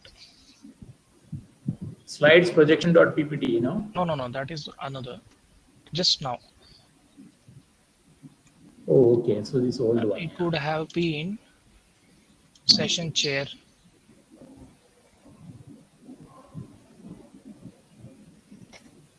Sent to my email, I mean, Gmail IIT or? Madras. IIT Madras. Okay, it's yet to come, but it's okay. I think it's not yet come, but this basically for the evaluation, right? Yes. It, Yeah, and so it also has the abstract. Ashish, would you like to announce the award part? I'm not sure whether participants know about it. Yes, so we can announce. So we have two awards. One is Best Paper Award, right? Yeah. From TRS side, we have one Best Paper Award, right? Yeah. And from RSJ side, they have one, I think, on Indo-Japan Award. Yes. That is in the area of That is on a rehabilitation theme. That is basically on a theme based, no? that is on rehabilitation robotics. Yeah. Okay. So maybe in the form we can mention that also, Rajiv. Okay. Whether coming under the rehabilitation part or not, because that needs to be separately marked. Otherwise, we'll have to ask Tom to go through and then decide also. Yeah. No, is it only rehabilitation or it is on humanitarian something? Yeah, it's humanitarian robotics, which actually include this. I mean, it could be rehabilitation or it could be something more closer to the humanitarian, rescue robot, things like that. Okay, so we can call it humanitarian robotics only. Yeah. So in remarks, shall I just add related to humanitarian robotics in the heading? Yes. Or you want me to add one more column which says related to human and then they say yes? Yeah, that's also okay. Okay, I'll just do that. I got your mail just now.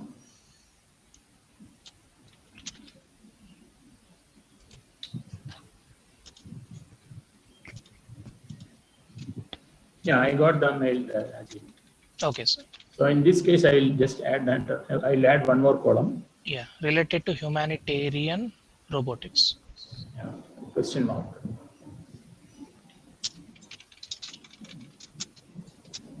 Okay, so should I make the announcement or Ashokan can make the announcement for the awards? You can make us. Okay. Yes. Okay, so good morning to all the participants. So we'll start our first technical session at 11 o'clock. That's just 5 minutes more. So please ensure that you have only 14 slides and you complete within 14 minutes. Okay, please do not exceed time. Now, if there are question answers, the participants can type the question answers, the name of the speaker, and or the paper number and the question. Okay, so after the speaker finishes the presentation, he or she can look at the question answers. Whatever is the question answers, they can answer the question answers. Okay, in the next 3 minutes. Okay, that is the way we'll proceed. Now, all the speakers are on stage. I think one person is still pending. Now, please yeah, ensure he has that. come. I'll just add him. Okay. Okay. Now, general information to all is that from the Robotics Society of India, we have one award, which is the Best Paper Award. Okay, so each of the presentations will be graded by the session chair based on the technical content, presentation, question answers, and other parameters. That is one award, and that is for the Best Paper Award.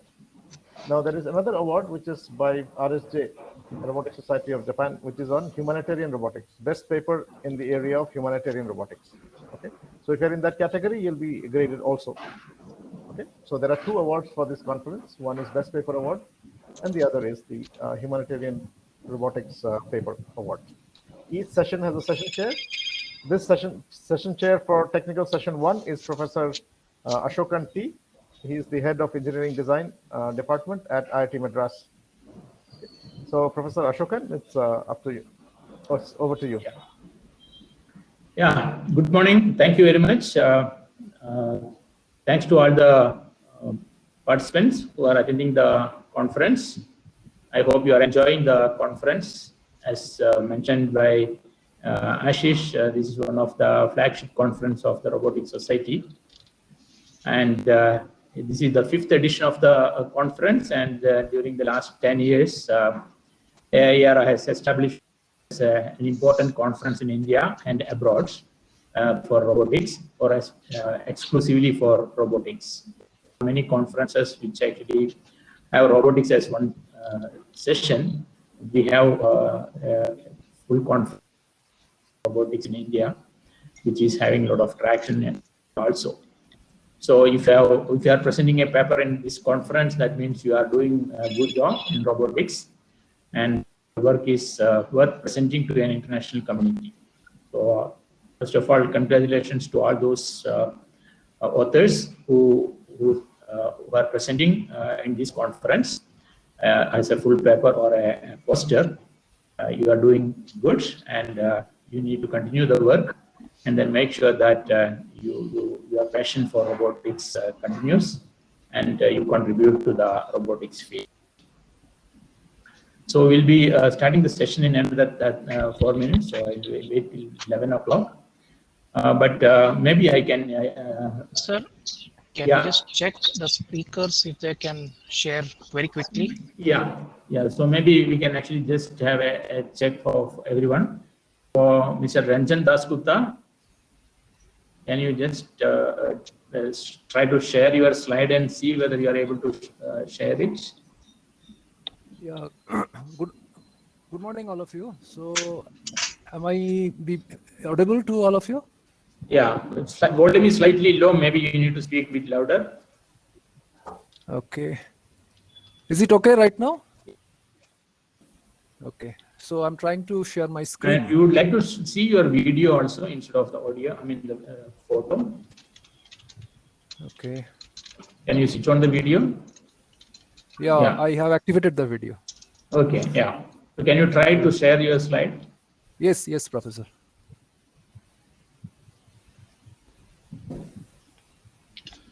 I hope all the presenters are using Google Chrome.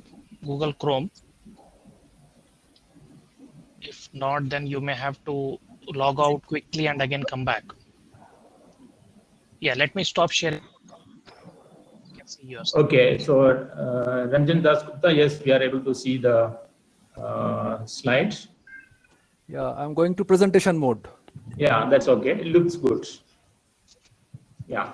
So you can now stop sharing, and maybe Aishwarya Rao, can you? Yes, can you hear me? Hello. Good morning, everyone. Your voice is too low. Can you either use a microphone closer or increase your sound? Yeah. Hello. Hello. Yeah. Yeah. Can everyone hear me? No, your volume is too low. I mean, away from the microphone. I think. Yes, you can speak loudly. We can go to the next person. Yeah. So Prayag Sharma, can you try? Prayag, where is he? He was there some time back. Yeah, he's there. I think he has some difficulty with the network.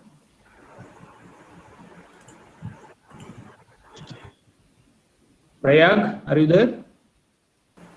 Okay, Prayag, we can see. Yeah, okay.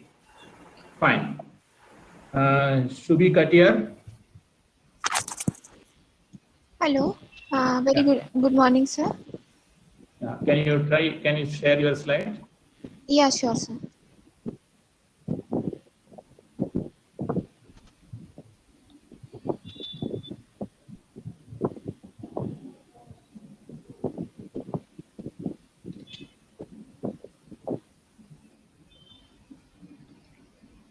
Okay. Yeah. Are you able to have a look on the slide? Yeah, we can see that. It's fine. Okay. Okay, Sarfaraz Ahmad.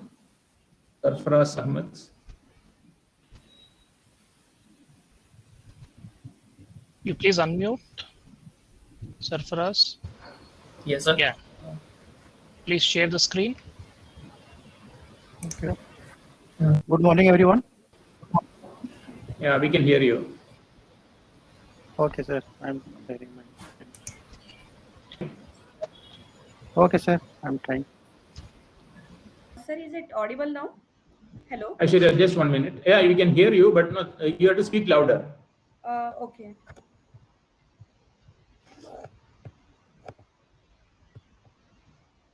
Sarfaraz, yes, we can see your screen.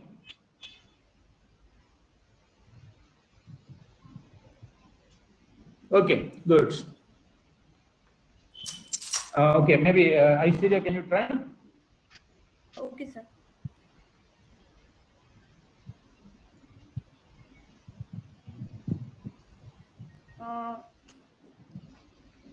Yeah, okay.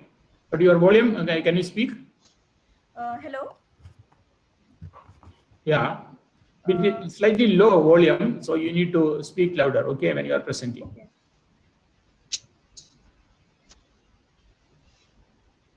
All right, okay, you can unshare now.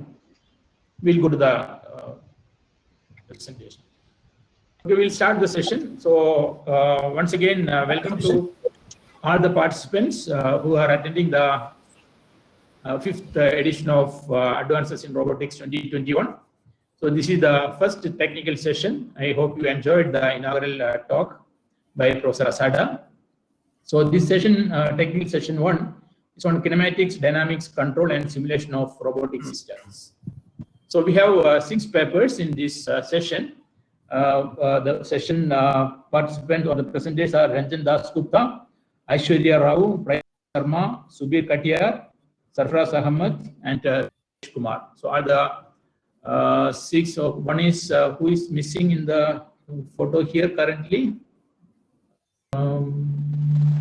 Prayag, can you turn on? Prayag is there, I think. Prayag, please switch on your video so you can be available during the whole session. Yes, Okay, sir. In some bandwidth, if you can allow me to, for some time, till the network gets fine. Okay, fine. Yeah, no problem. So be available in the session. We'll invite Mr. Ranjan Das Gupta to start the presentation. So please introduce yourself briefly from where you are and what is your primary research area. And you can go to the presentation. As mentioned, you will be getting only 14 minutes to make the presentation, and then we'll have question and answer session. Yeah. Okay. Mr. Ranjan Das Gupta, you can start now. Yeah. Thank you, sir. Good morning, all of you. I am working in TCS research, and primarily I am looking for robotics and autonomous system lab. Let me share my screen once again.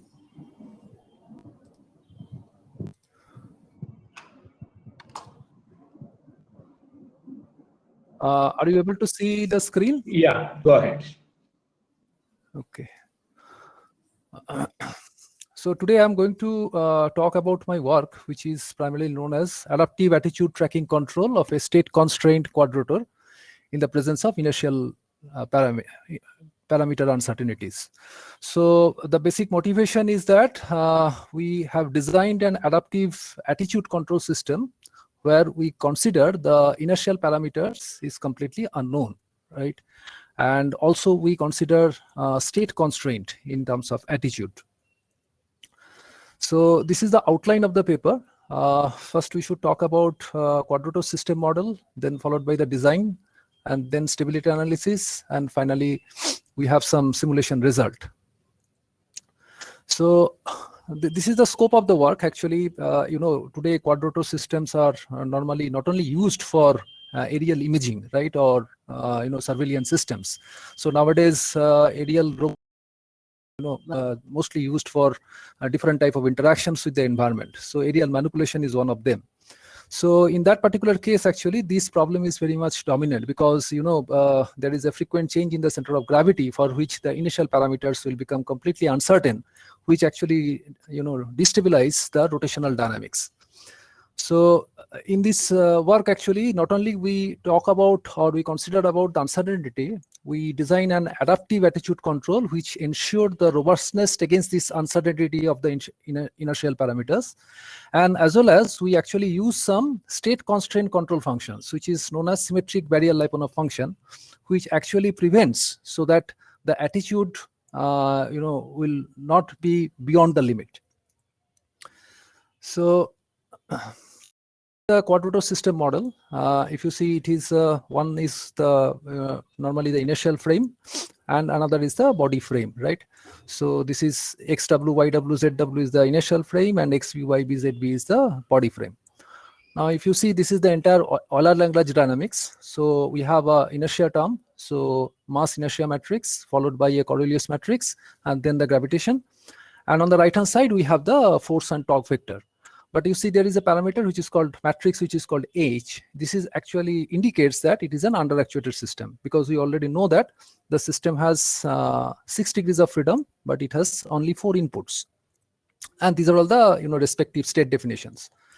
And these actually we divided into 2 systems. One is called position subsystem and another is called attitude subsystem. So please note that position subsystem is not adaptive, but only the attitude subsystem is adaptive, because here the initial parameters actually we considered, which is uncertain and unknown.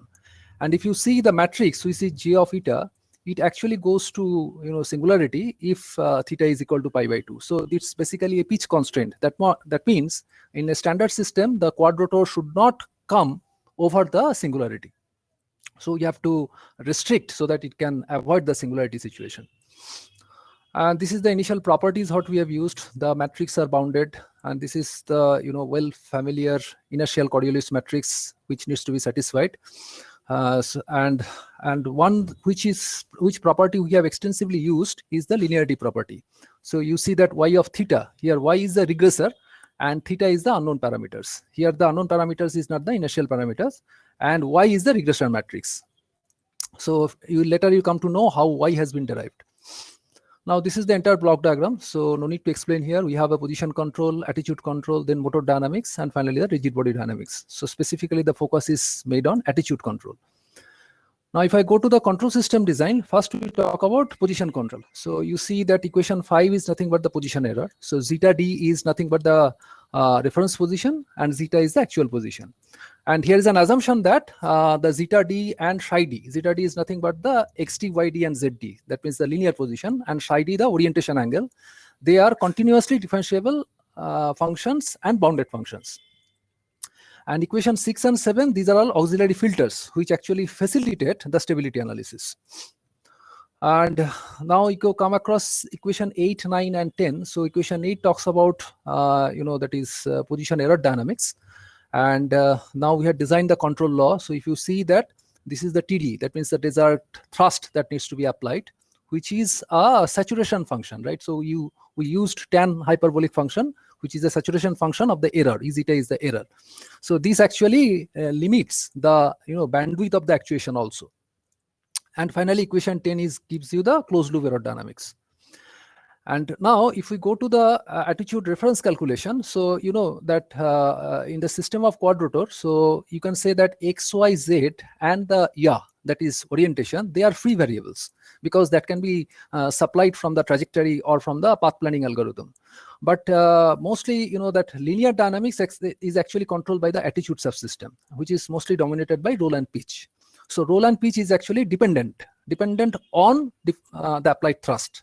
So equation 11, 12, 13 and followed by 14, 15, 16, it actually exhibits that how roll and pitch is actually dependent. Now if you go to 17 and 18, if you see that this is a desired pitch and this is a this is a desired roll and this is a desired pitch, right, which is completely dependent on the design thrust.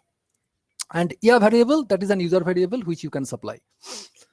And this is the basic proposition that how actually, if you see that earlier expression, that particularly in case of theta d, if TZD becomes 0, then actually it creates, it becomes infinite. So in that case, how actually you can control these TZD? So these actually the constraint, physical constraint, you have to ensure that equation 19, because kz is the position gain. So you have to control or you have to design the position gain in such a way that these constraints needs to be satisfied all the time. Now moving to the attitudes design, this is as position control. First we have designed the attitude error, which is eta d minus eta. Eta d is the desired attitude and eta is also actual attitude. And this is a first order tracking filter we have used actually to simplify the dynamics. And this is the thing where actually we introduce, where we calculate the attitude error dynamics. We have a term called y theta. This y theta, if you see, this is the complete expression of y theta and is actually depends on the entire systems, right? But here, this theta part is actually the unknown part, which actually causes ix, iy, and izz. That is the 3 inertial parameters with respect to principal axis along x coordinate, along y coordinate, and along z coordinate. Now, this is the control law, which is nothing but the torque control law. Earlier, you see that this is an thrust control law. Now, you had seen that this is an attitude control law or torque control law, where actually we estimate this parameter, which is unknown. And rest of the things are the position gain, error. And these eta bar term has recently introduced. This actually takes care about the state constraint. So this is the expression of these things. And you see that if k theta is actually having this function pi by 2 minus theta d of t, then actually the system does not go to, or it does not go to the singularity mode. So this we'll see at the later part when we do the stability analysis, right? And this is actually the estimation of this theta dot. So you see this is a gradient descent algorithm, and this projection parameter has been actually applied so that the estimation is always bounded, right? So that means it should lie within a convex set. So this is what equation 25 is. And Rn, you know, this is the tracking error. And gamma we already defined. This is a adaptation gain. So this is what the complexity is, and this is what the equation 27 talks about is the closed loop dynamics, and equation 28 is nothing but the estimation error. So that means we have an actual theta, that means actual inertial parameters, and we have an estimated inertial parameters. The difference will give you the error in the estimation. And this is what actually we introduce. See, the problem is here. Another problem what we have considered here also, that how the nonlinear dynamics come into the picture. That means it is, you have a position system and you have an attitude system. So attitude system basically controls the position system. That means the attitude system has to be tracked fast than the position system. So whatever the error is being introduced in the attitude system, that actually perturbs the positional system. So here actually we have considered this. See, is hx term, hx, hy, and hz term. If you see in the next equation 34, these are all the disturbance parameters that is actually appeared when there is an error in the attitude, right? And this has been also considered in the position dynamics. See, equation 36 is actually modified. It is, if you remember, it is actually initially it was it didn't consider this the nonlinearity part of the system dynamics. But here in the equation 36, we considered the nonlinearity part also, so that this is the entire closed loop systems has been appeared. And this is the error actually. This is the actual thrust vector, and this is the desired thrust vector. Now, if we go to the stability analysis, these are all the different type of inequalities we have actually used. So we have actually upper bounded the TD, and this becomes a constant term. And these are all the different expressions, I mean the internal expressions. And the nonlinearity part H, which is also upper bounded like this. So alpha is also a constant, and it is norm of the attitude error. And similarly, this is a disturbance term also, we have bounded it. And this is the actual expression of the modified state vector. Now, this is actually the theorem that if system 1 and the control law 9, that is the position control law and the attitude control law, guarantee the overall system is stable and the error dynamics is asymptotically converging, right? And if these following gain conditions are satisfied, actually we not only the error dynamics is asymptotically converging, you will also get the boundedness of the parameter estimation. But we have to follow initial condition, which is nothing but the initial attitude error, or particularly the pitch error, because E theta is the pitch error, right? So this pitch error should be less than this attitude gain. So these initial condition constraint needs to be satisfied. And later on, we will prove that if this initial condition is satisfied, then it will remain satisfied for any t greater than 0. So this is what the candidate Lyapunov function we have designed for. So you see these are all mainly the quadratic terms, but here the difference is in the state of the art is that this is what the barrier Lyapunov functions. This is ln of k theta square divided by k theta square minus e theta square. This is actually a state constraint functionality, which ensures that it does not go to the singularity part. And this is what the estimation error, which is also a quadratic form. And now if we do the time derivative of it, which is nothing but the Lie derivative here, so you get all these quadratic terms here, zeta square, Rn square, and finally this expression, which actually if you see, it gives you a negative 70 definite result, because the earlier this is a positive definite function. So this positive definite function contain these terms, right?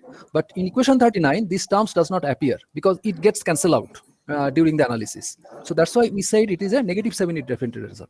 And then after that, actually, we have analyzed. You have another 3 minutes only. Okay, I will try to finish it up. So this is the different gain conditions, and if you see, these are all the conditions what has been satisfied, so that if the initial condition is satisfied, I mean theta of 0 is less than k theta, then this always becomes pi by 2. So that means it satisfies the singularity issue. This is the signal chaining where all the signals are bounded. And finally, this is a stability result where actually we talk about that how the symmetric barrier Life-Follow function has been used to maintain the pitch constraint to avoid the singularity, and this is what the adaptive design actually we get of the parameters. This is different type of remarks actually. If you go through the paper, then probably that will be more elegant actually how the remarks has been derived.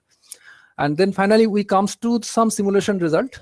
So you see that these are all the different inertial parameters, keeping the mass constant here, because we estimate that if the initial parameters are changing on the fly during some intervention or during some interaction with the environment.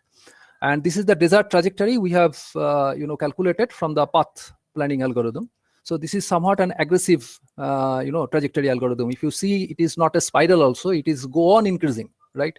So at some point of the time you see it actually touches the pitch, which is close to pi by 2.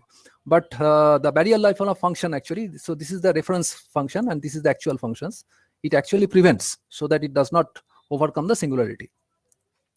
And this is actually the parameter estimation. You see that for one set of parameter, these results are always bounded.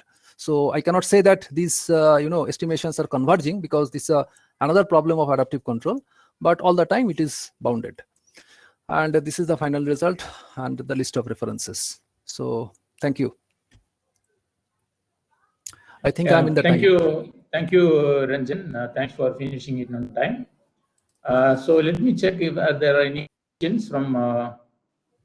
So there is one question I see from Mr. Arogya Selvakumar, Arogya Das.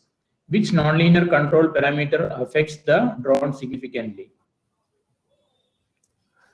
Ranjan, can you answer? Yes. See, basically, if you see the literature, then actually, if you look into the Jacobian and if you do the determinant of that, then probably you will get that this is the pitch actually, which have a dominant effect on the singularity part, right?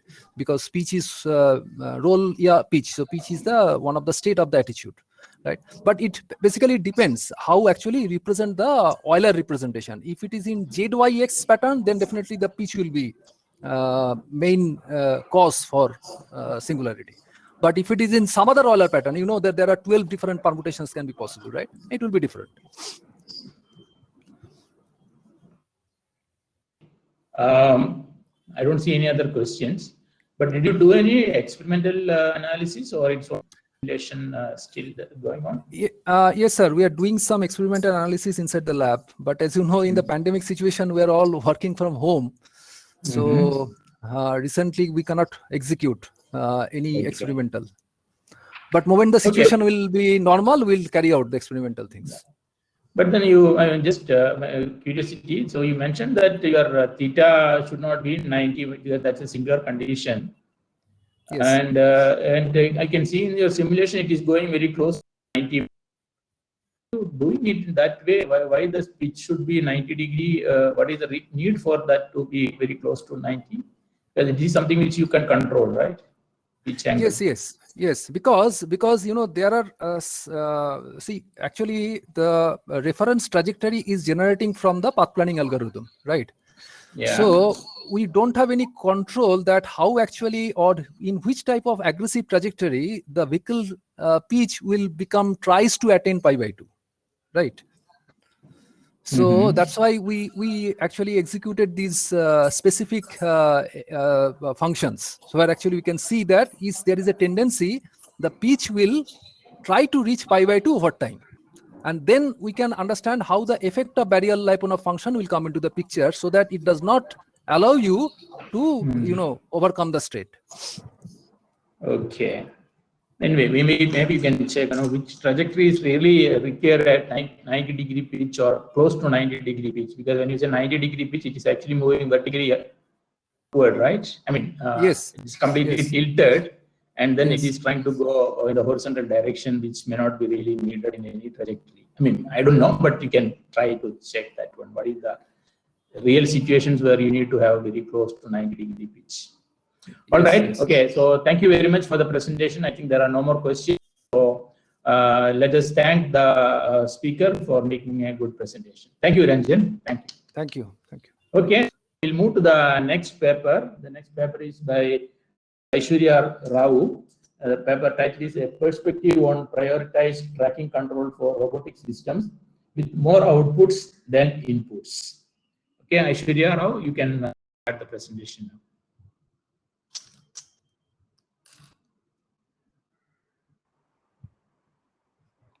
Hello everyone. Today my presentation topic is perspective on prioritized tracking control for robotic systems with more outputs than inputs. Can you go to the presentation mode? Yeah, I have gone to presentation mode. Is it not visible? No, I think there. Can you go to come out of presentation mode, please? Yeah, Go to view and go to reader view. Go to view tab. Yeah, there is a reading view. Yeah, please use this. Okay. If you have a video, you'll have to click. Okay. Should I start, sir? Yeah, go ahead. Okay. So I'm Aishwarya Rao. I'm a PhD student in Society Lab, IIT Gandhinagar. So the objective of our research is to develop a dynamic prioritization that can be paired with tracking controllers for practical robotic applications. What is this objective about? We are going to see in the next slide. So first question is why prioritize? Prioritization of work is a term which we use in our regular life, but why we are going to prioritize in the control systems? So first thing is, if we have a system with more outputs than inputs, then it is not possible to track all the output commands independently. So that's what prioritization offers to us. It offers to track by choice. We have a limited number of output. It directs that outputs to the required number of. It directs that inputs to the required number of outputs we want to track. It finds importance in under-actuated and coupled system with fewer input variables. We have examples for that in the later slides. So first, I want to explain it with an example. Suppose there is a car traveling on a road. It happens to go in a narrow lane. So there is a room for error in the lateral direction, which is lesser. We cannot commit much error in the lateral direction in the forward than the forward direction. So we try to control the variable in the lateral direction than in the forward. So here we are using exactly prioritized tracking. There is some literature review we have done for this research. The first one is trackability theory, which has actually been studied since 1969 under different names such as right invertibility and all. Then we have found the term trackability in 2020, and then other research is done on inversion based tracking and optimization based tracking also, which is included in our paper. Then we have also studied up something about trajectory tracking or quadrotors. The objective and problem statement is we wanted to develop a simple prioritization method for systems with more outputs than inputs. The requirements, we thought that it can be paired with any existing tracking controller, and it should be able to change the prioritization dynamically for different situations.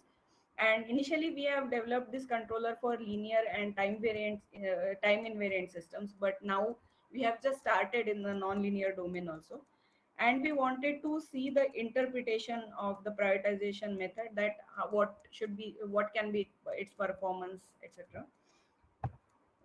What is the key idea behind our paper is, let's say we want to take a simple controller such as inversion based tracking controller. You can see here the equation of inversion based tracking control, and how the controller is implemented in the diagram left hand side.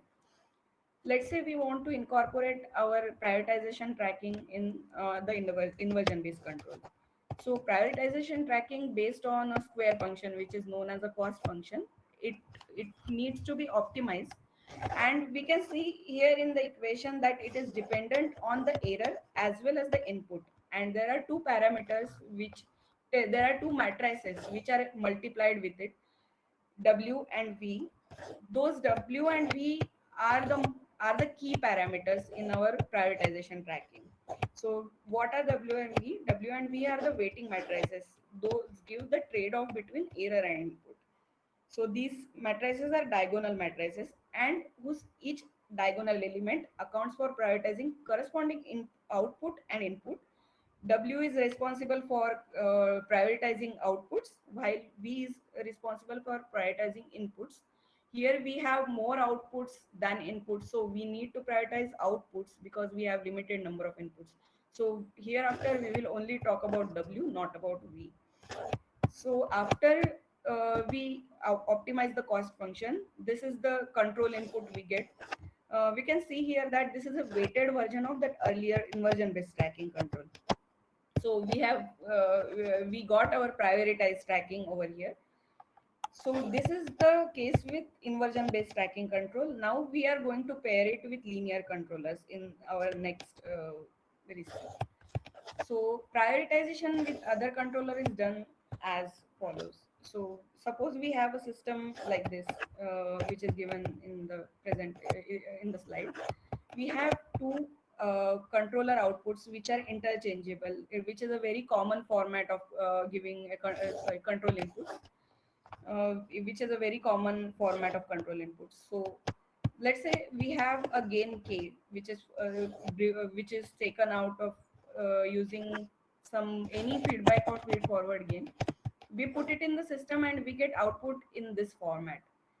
Here you can see that the output is depend on the states as well as the reference. If we want to track the reference, then the state coefficient should vanish. So we will find k such that our state coefficient will vanish, and now we will get the reference. So as we know,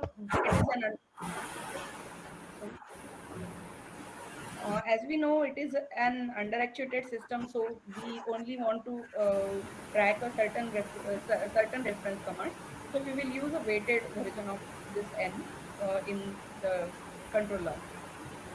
So here we have given an example with LQR. So let's say we have constructed a system. I think somebody's mic is on. If there is any question. So we have considered a toy problem over here, which has 2 inputs and 3 outputs. We have we are using LQR here, and we have taken a control law which we have explained earlier. So K is, let's say, LQR gain, and here we have calculated the N matrix using the feed forward gain design method. Now let's see the simulation results. Here for the first segment, we have given the weight as 1, 1 and 0. So we wanted to track first 2 commands, not the third one. We can see it in the diagram that only first 2 commands are tracked, while not the second. Also in the second segment, we wanted to track command 1 and 3. So here we are seeing that command 1 and 3 is getting tracked while not the third one. Similar case for the other two section of commands. So the next section is component-wise tracking performance index. We are proposing it. Let me give you an example why we are proposing it. So suppose we buy a car, knowing that it has a certain mileage. So let's say 20 kilometer per hour. And when you just to test the mileage, you put 1 liter petrol in that car, and you just drive, and you find that the car only goes for 16 kilometer. So the 4 kilometer gap, you understand that it is available there. Similarly, we have some weighting matrices we are putting it into the system, and we wanted to know the performance beforehand. So the component-wise tracking performance index gives a priori information of controller performance. So it saves our computational efforts. There are 2 indices we defined. First is component-wise trackability index, and other was component-wise tracking performance index. First one gives an information about the trackability, whether it is which command is able to track and which is not. The second one gives the second one gives with the same notion, but only after using the controller. So this is how the component-wise trackability and component-wise tracking performance is stated in a formula. So there is a catch here that both of the indices, trackability and tracking performance, lie between 0 and 1. So what does it mean is, if the index is 0, that means there will be no tracking at all. And if the index is 1, that means there will be absolute tracking. But there is a special case over here, which we will see in the next slide. So component-wise tracking performance, here are the results. We have taken two examples over here. First is the previous example we have discussed, which is with LQR. And the same example with a different B matrix. So in the first segment, we have calculated the component-wise trackability index first, as given in the earlier form. So we can see in the first case, each component of the component-wise trackability index lies between 0 and 1. While in the second case, the first segment is 0, and the other two segments are 1, 1. That means the first guarantees that there will be no tracking, and the second guarantees that there will be 100% tracking. So we put a scheme of weights in first segment and second segment as well. And then we calculate the component-wise tracking performance index. You can see in the first diagram that it is evident that first signal has 0 tracking performance, second as 1, and a third one as 1. So here it won't track, while the first and second will get tracked accurately.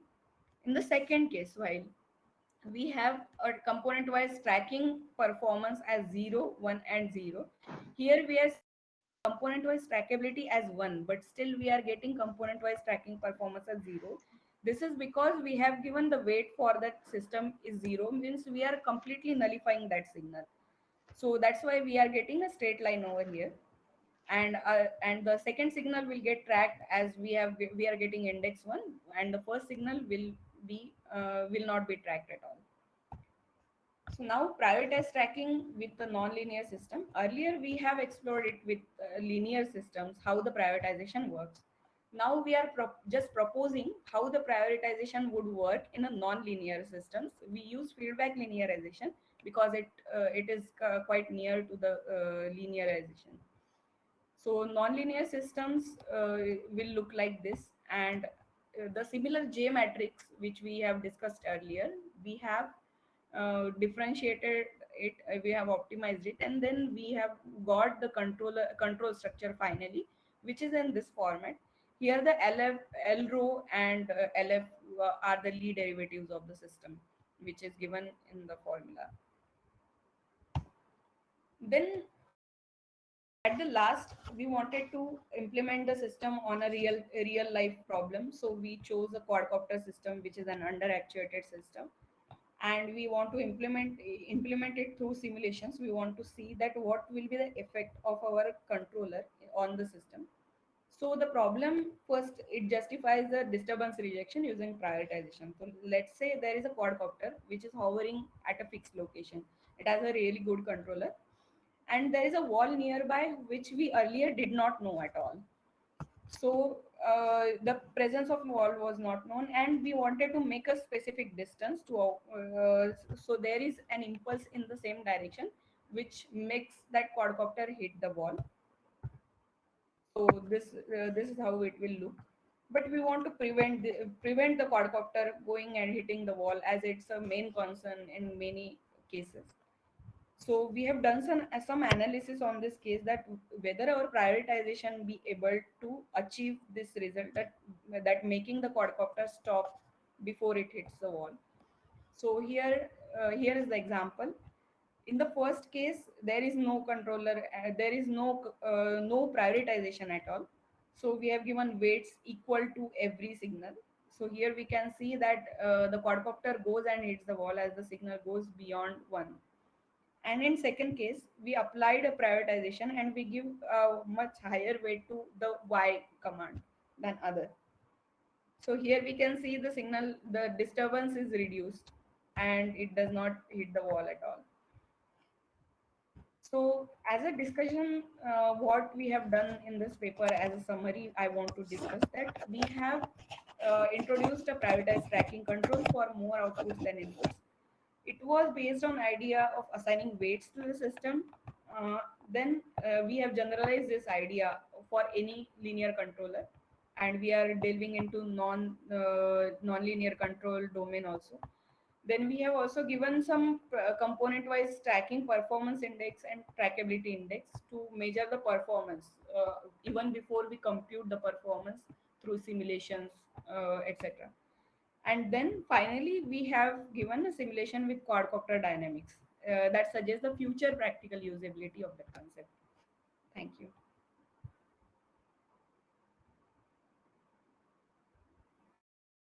Thank you. Thank you for the presentation, Aishwarya. Let me see whether there are any questions.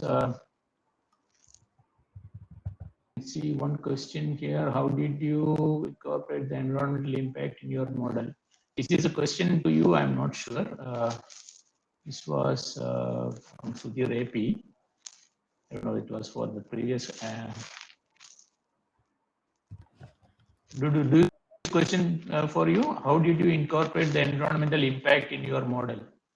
What are the environmental conditions you have considered? If sir, as presenter, maybe he can unmute and speak also.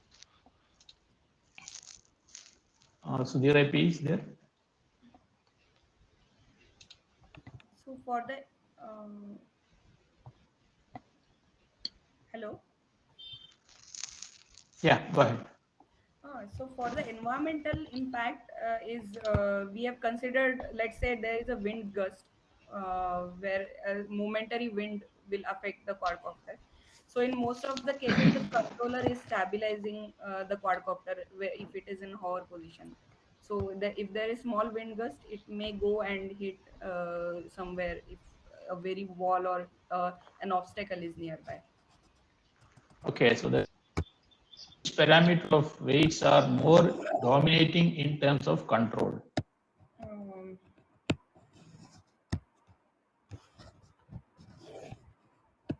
There are so parameters of weight is the diagonal elements of that weighting matrices are the actual weights of on each command. So the dominating weights are something which we will decide that what according to the situation. Suppose there is suppose we want to follow a particular command out of all the 6 parameters x, y, z and phi, theta, psi from the quadcopter, then we can assign the weight ourselves according to the situation we want to deal with. So the importance of parameter is totally on the user. Okay, so I just have a question. So that means you need to know the environment in advance to decide the parameters, right? So as in the case of the wall, if you know that there is a wall, then you can actually tune the parameter. Yeah. What you are saying? Yeah, we know the wall, so we don't want to go. It is stabilizing, and we don't want to go it and hit on the wall. So it is in the y direction that we know. So that's why we give weight on y as high. So we should already know. We must already know the situation before it, so that we can decide on what parameters we want to get. We want to give more weight on. Okay. Okay. No more questions. So thank you very much for the presentation. So on behalf of all the participants and the organizing committee, I thank you. Thank you very much for presenting. So we'll move to the next paper. The next paper is by Prayag Sharma. I don't see him. Are you there? Prayag? Yes. Yeah. Yeah. Okay. So your video is still not possible? My screen, I guess. Yeah. If there is no.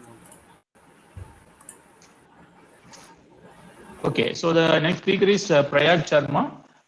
He is from Punjab University. He will be presenting a paper on constraint control of quadrotor layer control for Exactly. Yeah, we can start. Yes, so good morning everyone. My name is Prayak Sharma and I'm currently in my bachelor's engineering from the Department of Electronics and Communication Engineering, University Institute of Engineering Technology, Punjab University, Chandigarh. And today I'm going to be presenting our paper on the topic of constraint control of quad rotor using Legare functions based model predictive control for reference tracking purposes. My co-authors are Utkarsh Bajpai from IF Foundation for Robotics, Indian Institute of Technology, IIT Delhi, Adnan Javed from Department of Mechanical Engineering, IIT Delhi, and Professor Iski Saha from the Department of Mechanical Engineering, IIT Delhi. So as you might know, that quadrotors have gained a lot of popularity among researchers and industries due to their ease of design and robustness. They are being utilized in various applications such as surveying, search and rescue, inspection, mining, construction, public safety, etc. But operation in such demanding applications require the successful tracking of complex trajectories while operating under the physical constraints of the system. So the objective was to develop a control strategy to control the position and attitude of a quadrotor UAV for accurate reference tracking while tracking purposes while taking actuator constraints into consideration and can be implemented in real time or on board of a quadrotor. So there were various control strategies that were being proposed for the efficient design of a quadrotor's control, such as the proportional integral derivative and the linear quadratic regulator or the PID or the LQ based control, backstepping control, feedback linearization and adaptive sliding mode control techniques, H infinity based control, dynamic inversion based control. However, physical constraints were not considered in these control design techniques or ignored for the real-time implementation purposes. So the problem or the objective was to develop a control strategy to control position and attitude of a quadrotor for accurate reference tracking purposes, considering actuator constraints in the control design and ensuring that this might be able to implement in real time on board of a quadrotor. So the system model, so we used a linearized dynamical model of a quadrotor, and here you can see the inertial frame coordinates given here and the body frame coordinates given here. So here x, y, z denote the position in the 3D inertial coordinate frame, and PQR denote the angular velocities in the XYZ axis respectively, also in the inertial frame. So by considering the small angle approximation or linearization of the model, we can approximate the or linearize the system and write as given in equation 1 and equation 2. So an overview of the control strategy. So what we used was a model predictive controller using Legare functions. First of all, why model predictive control? Because it has the ability to optimize a meaningful cost function while taking constraints into the consideration. So we can construct a cost function that optimizes reference tracking objective for the quadrotor, and while optimizing it, it takes into account the present actuator constraints. So why Legare functions? First of all, Legare functions are a form of orthonormal basis function, and since MPC is computationally expensive, they can be used to approximate the incremental terms in the optimal control trajectory calculated at every state or every time step. Thus, the number of using Legare functions, the number of terms in optimization process can be reduced in real-time implementation of the control. So here, an example is demonstrated relating to Legare functions. Here, the impulse response is plotted with respect to the sampling instant for a first order system, which is plotted with respect to the sampling instant. And the solid blue line denote the actual response of the system. And what we are trying to do is capture this response using the ideal case, using the denoted by the solid red line. And since the solid blue line overlaps in this case the actual line, so you are not able to see the actual blue line. But what we are trying to do is capture this response in minimum number of terms possible. So The objective is to capture this suppose that in a certain example like shown here, the optimal control trajectory comes out to be the impulse response of this first order system, which is plotted here. The objective is to capture this optimal control trajectory in minimum number of terms. Then, in this ideal case, with the pulse operator, there are 35 terms required to capture this response. But using the Legare polynomial, we are able to capture the same response using only 2 terms. Thus, this shows the potential to reduce the number of terms in capturing the optimal control trajectory, and thus we can have a similar behavior while implementing on an onboard quadrotor. Here, the control diagram is discussed. Let X star, Y star, Z star, and Psi star denote the current reference signal at the current state.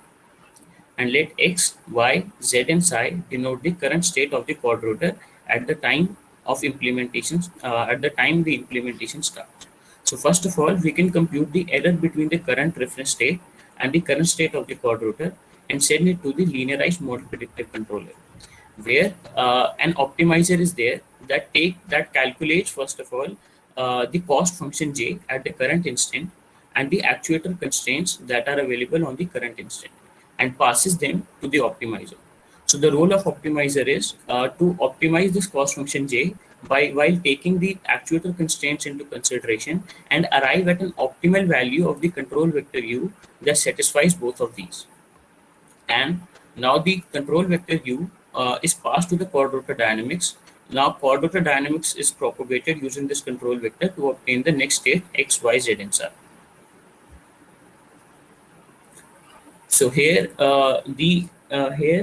cost function and the details of the model predictive controller are given, where the cost function J is given as X minus RK, where what we are trying to do is reduce the error between the current state X and the reference signal R, as well as minimize the control effort U.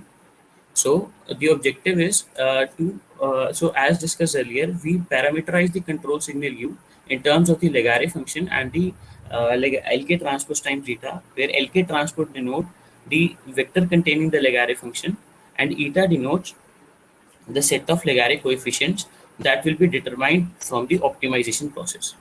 So we can substitute this back into the original state space form and then rewrite the cost function J in terms of the new optimization variable eta.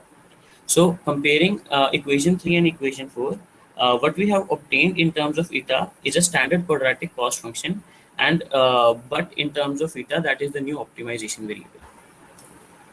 So now we need to calculate the constraints that would be deployed for this at every step.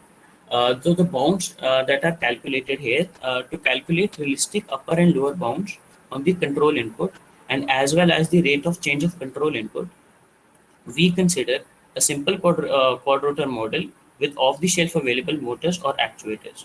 Then, using the maximum angular speed data of these motors, the bounds of the control input and the rate of control input change can be calculated.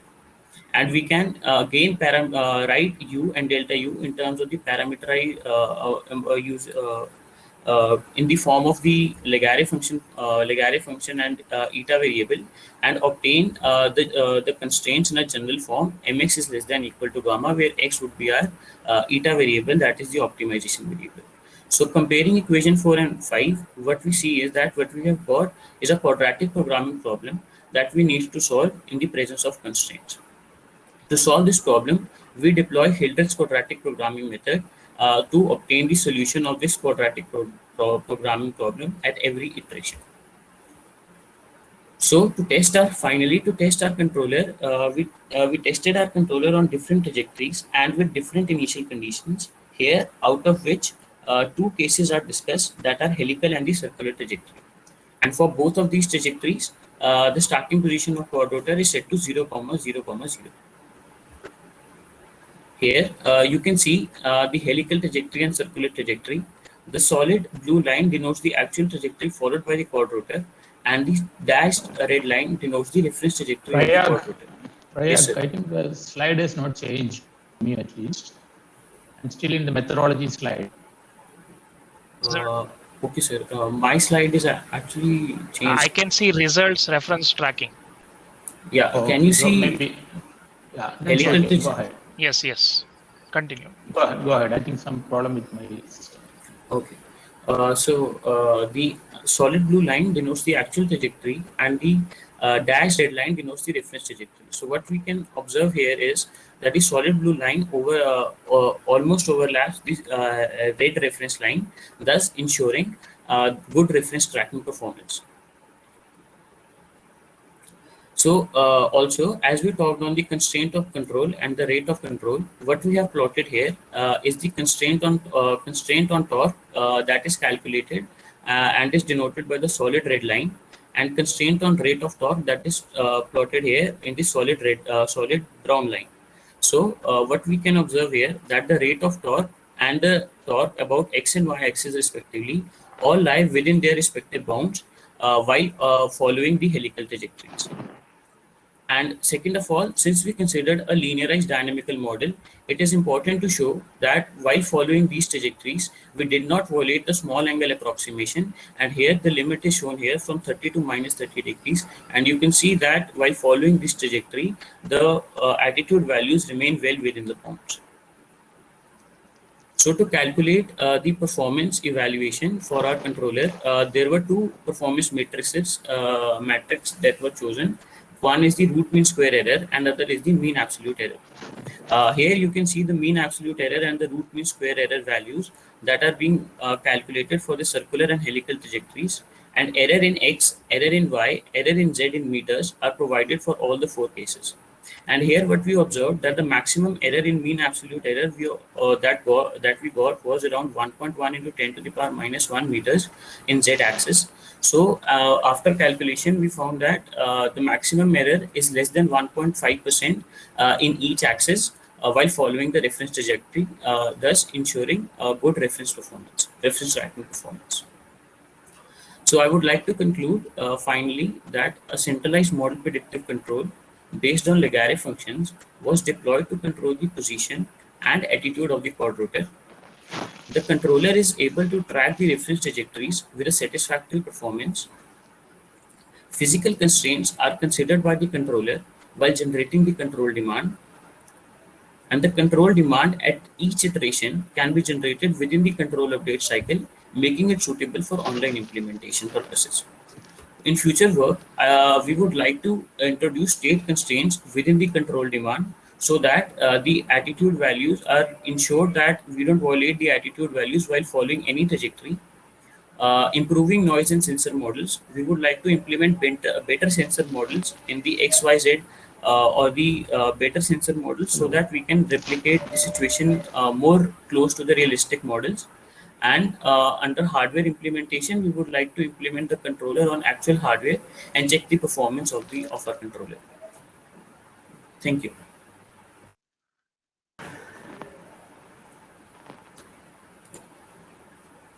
Hello.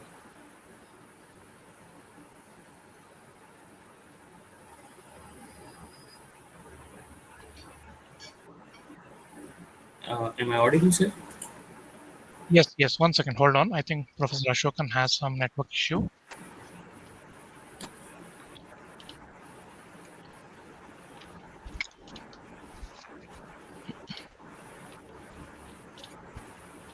Okay. If there is one question by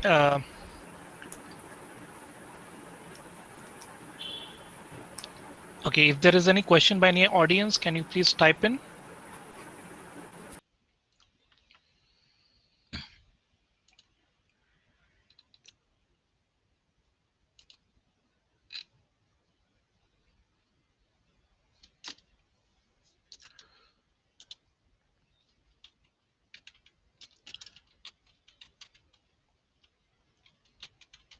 Any question by anyone?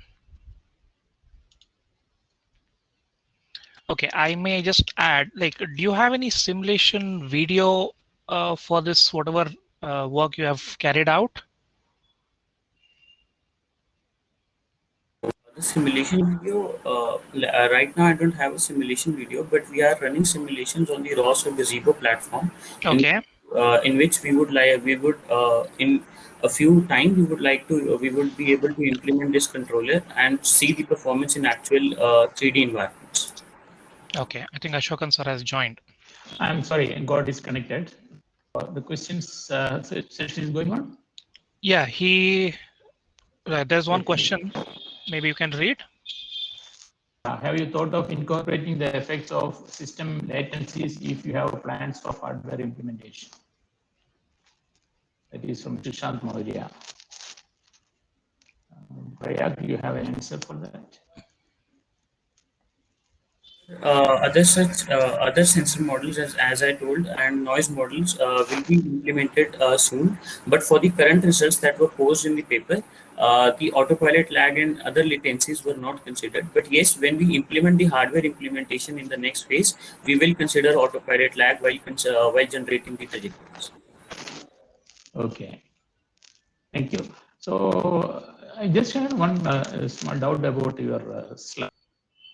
5, I think, Mx less than gamma. Something was written, no? Slide 5.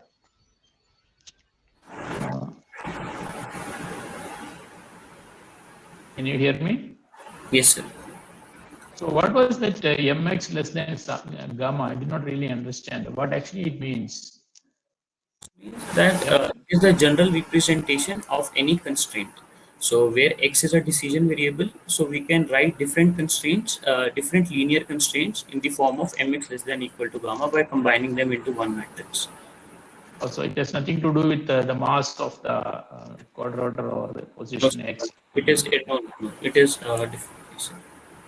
Okay, yeah. Okay, then. I think there are no further questions. So thank you very much for making the presentation. So of the organizing committee area, thanks for the participation.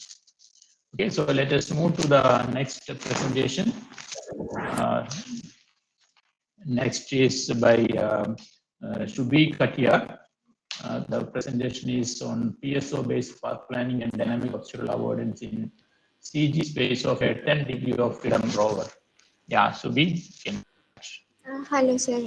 Very good morning.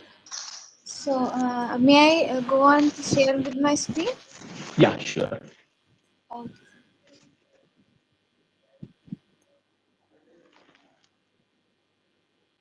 Go ahead.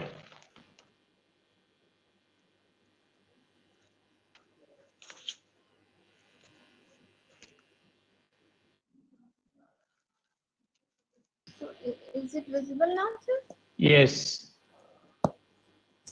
So, I'm in a slide share mode. Is it visible? Yes, you can go ahead. Okay, sir. So, Hide that message at the below. There is one hide message. You can just hide that. Okay. Yes. Sorry. Yeah. Oh, sorry. It went back.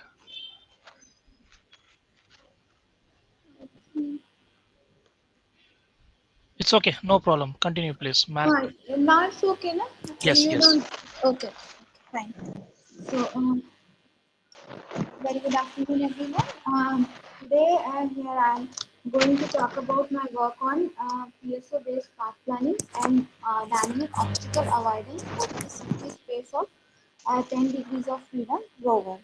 The CG space is basically the center of gravity locus of the rover while moving on terrain. So the major motivation behind this work is to develop a real-time dynamic path planning method for a high degrees of freedom rover traversing on an uneven terrain in presence of randomly moving obstacles. So for this purpose, we used PSO particle swarm optimization based path planning over the CG space, and we incorporate the dynamic penalty function into the objective function of particle swarm algorithm to incorporate the dynamic changes in the free space while some random obstacle is coming inside the to invalidate the planned path. Now coming to before we proceed for the details about the proposed method, let's talk about some current method available in the literature, which already done some dynamic path planning. Initially, we have a method like potential field method, and visibility graph methods. These are methods used for 2D path planning, 2D case of dynamic path planning. They haven't considered the uneven terrain or the 3D case of path planning. As well as they also used 2D planar two-wheel robots for their work, and they have major uh, drawbacks of like for potential field, the major drawbacks is the local minima issue, and for the visibility graph, it's a complexity issue due to the too much edges and vertices introduced. Now coming to the nature-inspired or neural network-based method, they also have they also need higher computational resources in case of the 3D or high degrees of freedom path planning cases. So there is one more popular method available in literature which is called the RFT star-based rewiring over the dynamic changes in the path. So in RFT star, they actually generate the node and they rewire the paths with the existing node which are valid while the moving obstacle is obstruct the current planned path. Let's talk about some work on PSO-based dynamic path planning approaches. So initially, the PSO has been used for the 2D planar robot for moving obstacle as well as moving target. Later, it was evolved with some hybridization with other methods like GSL, gravitational search algorithm, and some modification like 2D spine PSO and adaptive PSO. But all these literature available is on the 2D planar robot, which is exactly on the flat terrain moment. So and also they haven't used that 3D penalty function or any other function which incorporate the 3D effects of the terrain. So let's talk about the objective of this work. So we start with the terrain mapping, which is used to sense the environment as well as to locate the rover. So we use a 3D depth camera, which is the Kinect camera for this purpose. After that, we develop the CG space, which is the center of gravity of the local rover while moving on that particular terrain. And each data of this CG space is actually the rover pose over the moment over the screen. Now we extend our the existing PSO path planning for that 10 degrees of freedom rover using this CG space. We actually distribute the particles of this algorithm over the CG space uniformly around the initial position of the rover to plan the path towards the goal. And this strategy is working in a real time for the dynamic changes having with the random obstacle movement. The objective function is also introduced one is to minimize the path, and the penalty function is used to avoid the obstacle static as well as time. So this is the terrain mapping image where the first image is showing the actual sand terrain arena used for the movement of that rover, and we using the 3D depth camera, which is the Kinect camera, we generate the point cloud of this terrain in XY like a global reference frame. And for this, we use the global reference matrix to convert the point cloud data from the local Kinect camera frame to the global frame. And then after that, using these point cloud, after removing the outliers using Gaussian filter, we form a mesh grid, smooth mesh grid form for this terrain. And the last figure is showing the overlap point cloud as well as the mesh terrain. Let's talk about the rover, actual rover dimension and its working principle over the uneven terrain. The rover is consisting 6-wheel rocker bogie suspension mechanism where the front and rear wheels are steerable. The overall size you can see here is 0.6 cross 0.4, and the height of the center of gravity of the rover on the flat terrain is 0.25 meters. It can climb up to the half of its wheel length, which is around 0.075 meters.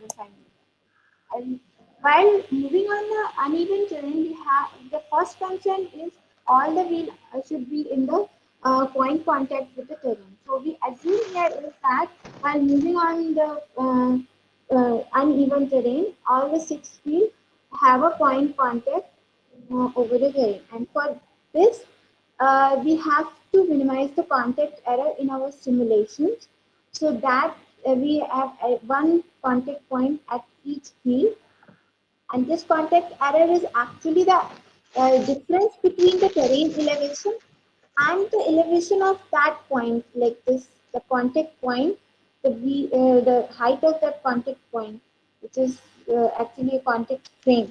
And here we can, in a larger figure, we can see that these two z's should be, the difference between these two z's should be 0 for the ideal case. So if in order to generate the CG space, we have to optimize this contact error, and for that the optimized value of this vector, which is actually the joint angle vector with roll pitch and height of the center of gravity of the rover. So this is actually used to generate the CG space of this rocker bogie mechanism rover.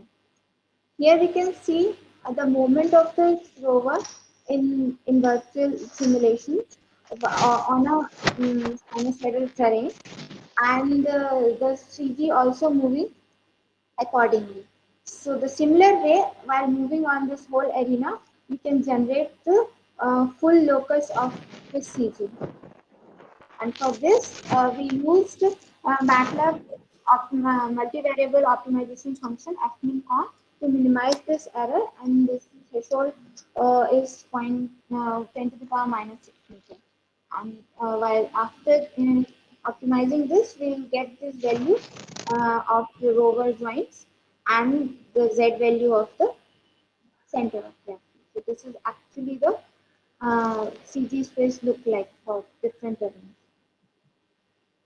Now coming to the flat planning method over the CG space. So after generating the CG space, this is before the path planning, and while doing the path planning, we just use the CG space data to get the path from the start position till the goal position. So we are actually planning the path with at the center of gravity of that rover. So the simple equation used for the particle from particle velocity and position updates are given here, where the Vi is the ith particle velocity, C1, C2 are the constant correction factor, which is taken as 0.1 from the literature, and R1, R2 are the random numbers between 0 and 1, and Pg is the best location of the particle, and Pi is the current particle which we are dealing. So this is the second equation is showing the position update, and W is the inertial rate parameter used in the particle swarm algorithm. It starts with the 0.99 and damped with the value of 0.98. And the objective function to minimize the path length between start to the goal position is given as in equation 4, which is consists of spline path curves, small path curves between the rover start position to the ith particle and from ith particle to the goal. So it is also very much visible here in figure 6a, that this is the rover at current position, this is the ith particle position, and this is the goal position. So if suppose there is an obstacle here, so the straight path is not possible, so it's going around this particle. So we have to optimize this length as short as possible. And coming back to the slide, the 3D dynamic penalty, which is actually responsible for incorporating the dynamic movement of the obstacle. So the 3D penalty function is calculated First of all, the static obstacle and the static penalty is actually the solution path length multiplied by the invalid path portion from the static obstacle only, which is not moving, and it's calculated before encountering any dynamic obstacle. Now coming to the dynamic penalty, suppose any dynamic obstacle coming in front of the planned path, then it replan the path uh, from the shorter circumferential distance towards the particle, avoiding that obstacle. So this circumferential value is considered as the penalty function, penalty value for the dynamic penalty function. And finally, coming to the results. So first case, we are using an inflating obstacle where the size of the obstacle is inflating over time. So you can, this is a bundle of different time instant figures.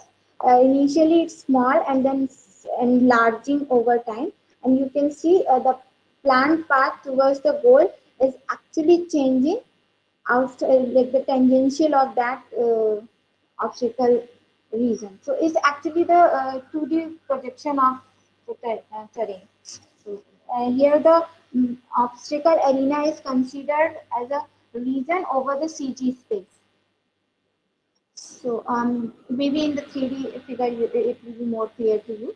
Here we can have three different obstacle region, which is looking at a circular region over the CG space, which are currently fixed in size, but they are moving with the time over the CG space. So now you can see here, as they are moving, the path is also changing over time. So here it's also moving, the rover is also moving and also avoiding the obstacle. So this is here in simulation, the rover is considered as a point robot, and the obstacle size is inflated by the half of the rover size, so that it will be more clear for this in this figure of simulation. So the dynamic replanning takes around average evolution time is around 1 second for this case. And coming to the next case, here for more clear visibility, I've taken the 2D projection of this arena.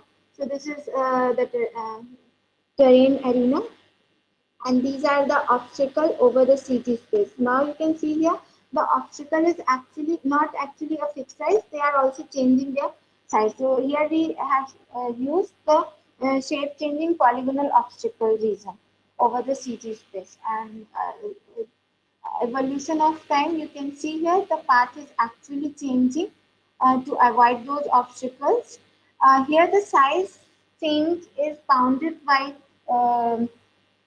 some value so that it will not obstruct the whole arena fully. And the fourth case is all the three polygonal obstacles which are moving randomly as well as changing their size. So here also it is visible that the path is evolving dynamically over the time, and it's also avoiding the obstacle and trying to find the shortest path towards the goal.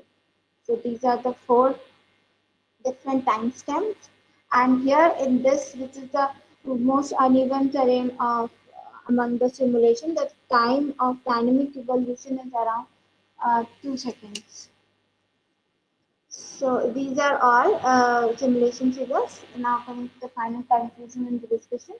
The CT space is found very effective way for the post description of rover while traversing on an uneven terrain. If we do not include this CG space, we have to have the wheel terrain interaction during the planning stage, because in each planning step we have to optimize that contact error and get the value of the center of gravity of that rover in order to draw the full pose of the rover, which is very time consuming during the planning stage, path planning stage. And in dynamic planning needs real-time implementation or the path replanning over time. So it is not possible real time if we incorporate the the wheel terrain interaction within the planning stage. So this CG space helps a lot to incorporate the wheel terrain interaction as well as very effective way to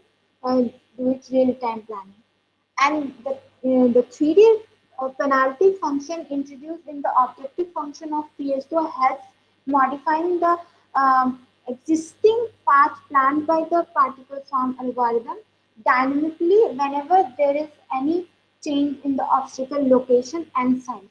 So PSO based dynamic replanner can avoid these four cases very efficiently, which is like inflating obstacles, fixed size with randomly moving obstacles, and all randomly moving and size varying obstacles. So here the random movement of the obstacle is considered as the random direction change in the sinusoidal flow. So the future scope of our study will be incorporating the regrowth of particles during the replanning stage. Currently, we are having a fixed number of particles in initial planning as well as in replanning. And we do not consider the moving goal with the moving obstacle here in these simulations. We will take it for the future work. So thank you for your time. Thank you for the presentation. Are there any questions from the participants? I don't see anything. So, hello. Can I stop sharing now? Wait, just 1 minute. Okay, yeah, they got out. Okay. Yeah, so I was trying to see whether there are any questions to you. I don't see.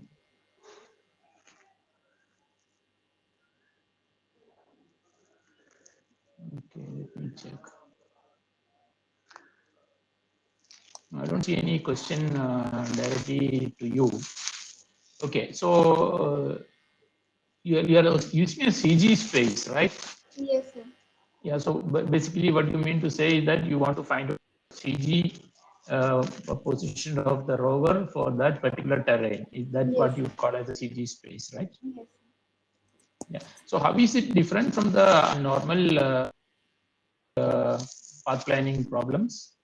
In normal 3D path planning algorithm, like suppose we are moving on an uneven terrain, then we have to have the location of each wheel contact point with the terrain in order to draw the full, because this is a rocker bogie rover. So in this case, it's not a simply a differential robot where we can directly find the wheel location from the center of gravity. So we have to use the forward kinematics to relate between the center of gravity and the wheel contact points. So since it is moving on an uneven terrain, so maybe the wheel moment cannot directly reflect into the moment of the CG space. So that wheel terrain interaction is taking too long time while doing with the planning stage. So we have done it earlier, and we generate a full space with that, so that we can use that data directly for the planning at the center of gravity. Because corresponding center of gravity position, we also have the wheel contact position for each pose of the rover. So this is an offline or an online planning? That CG space generation is an offline procedure. We generated beforehand, and this after generating the CG space, all the planning and dynamic replanning stuff is online. We can directly use that space to generate the online. Okay, yeah. Thank you. Okay, there's another question. Arokya Selva Kumar.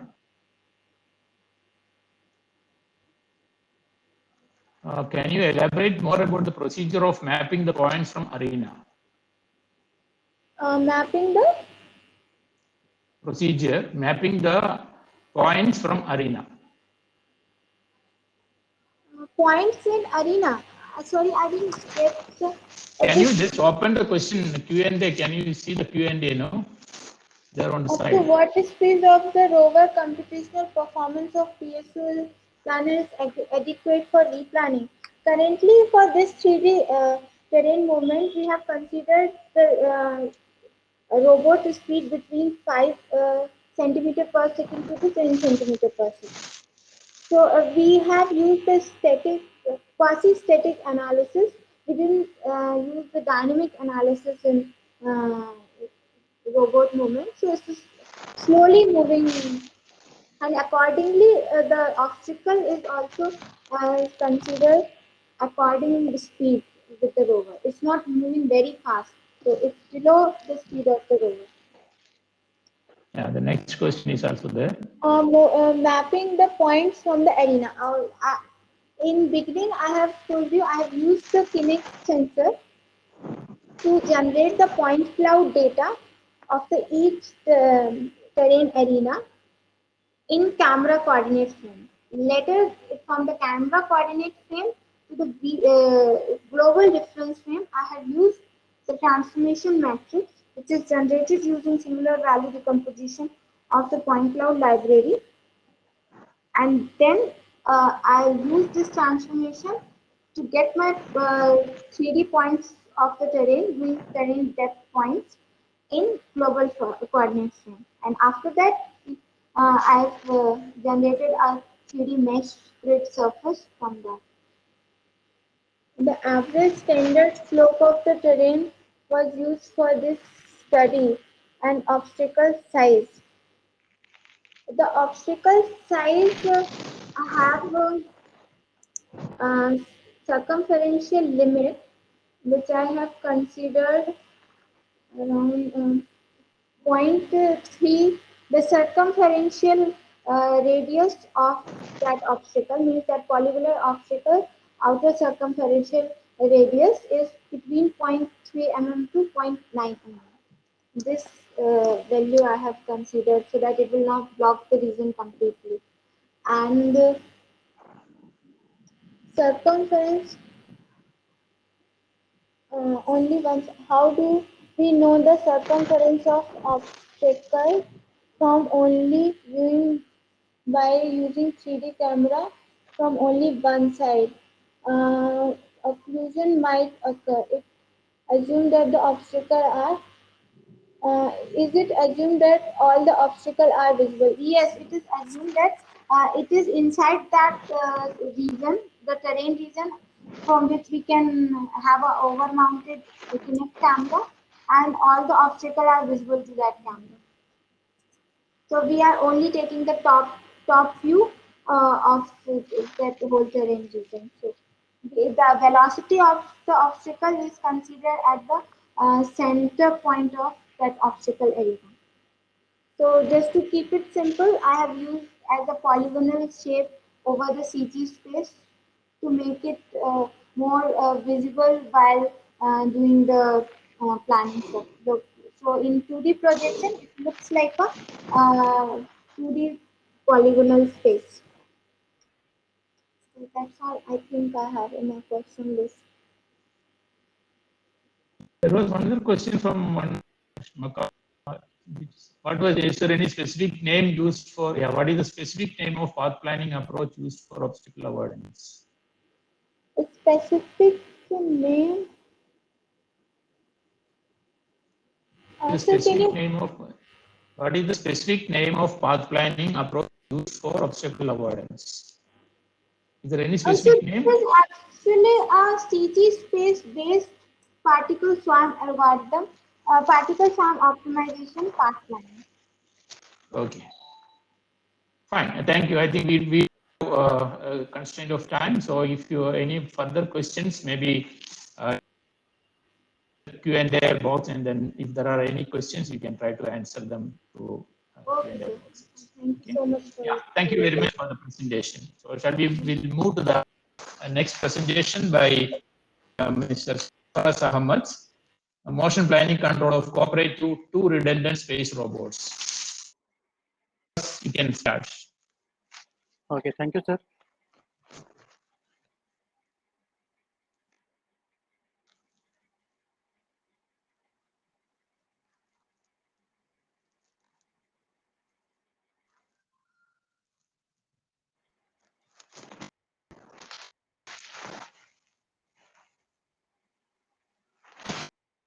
Is it visible?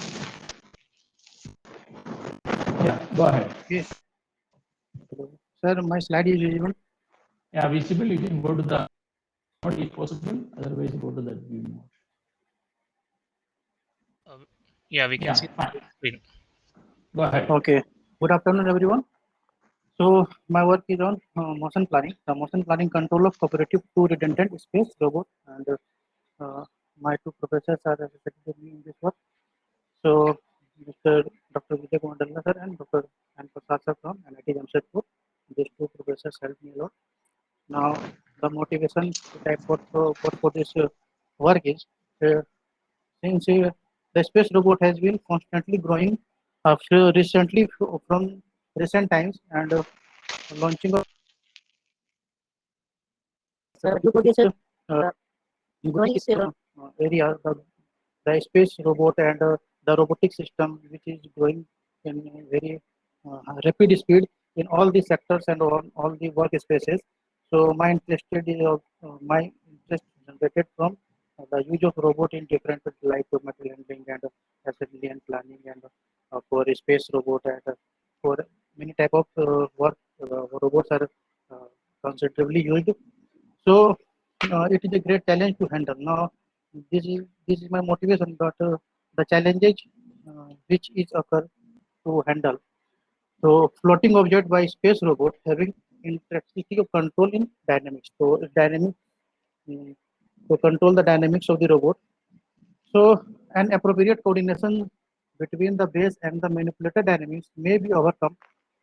Position and attitude disturbance of the system and with the coordinate system and the main key other the biggest problem with the space robots or in its control for dynamics is the trajectory control. The trajectory control is another main issue in the cooperative operation of the space robot for capturing a free floating object successfully.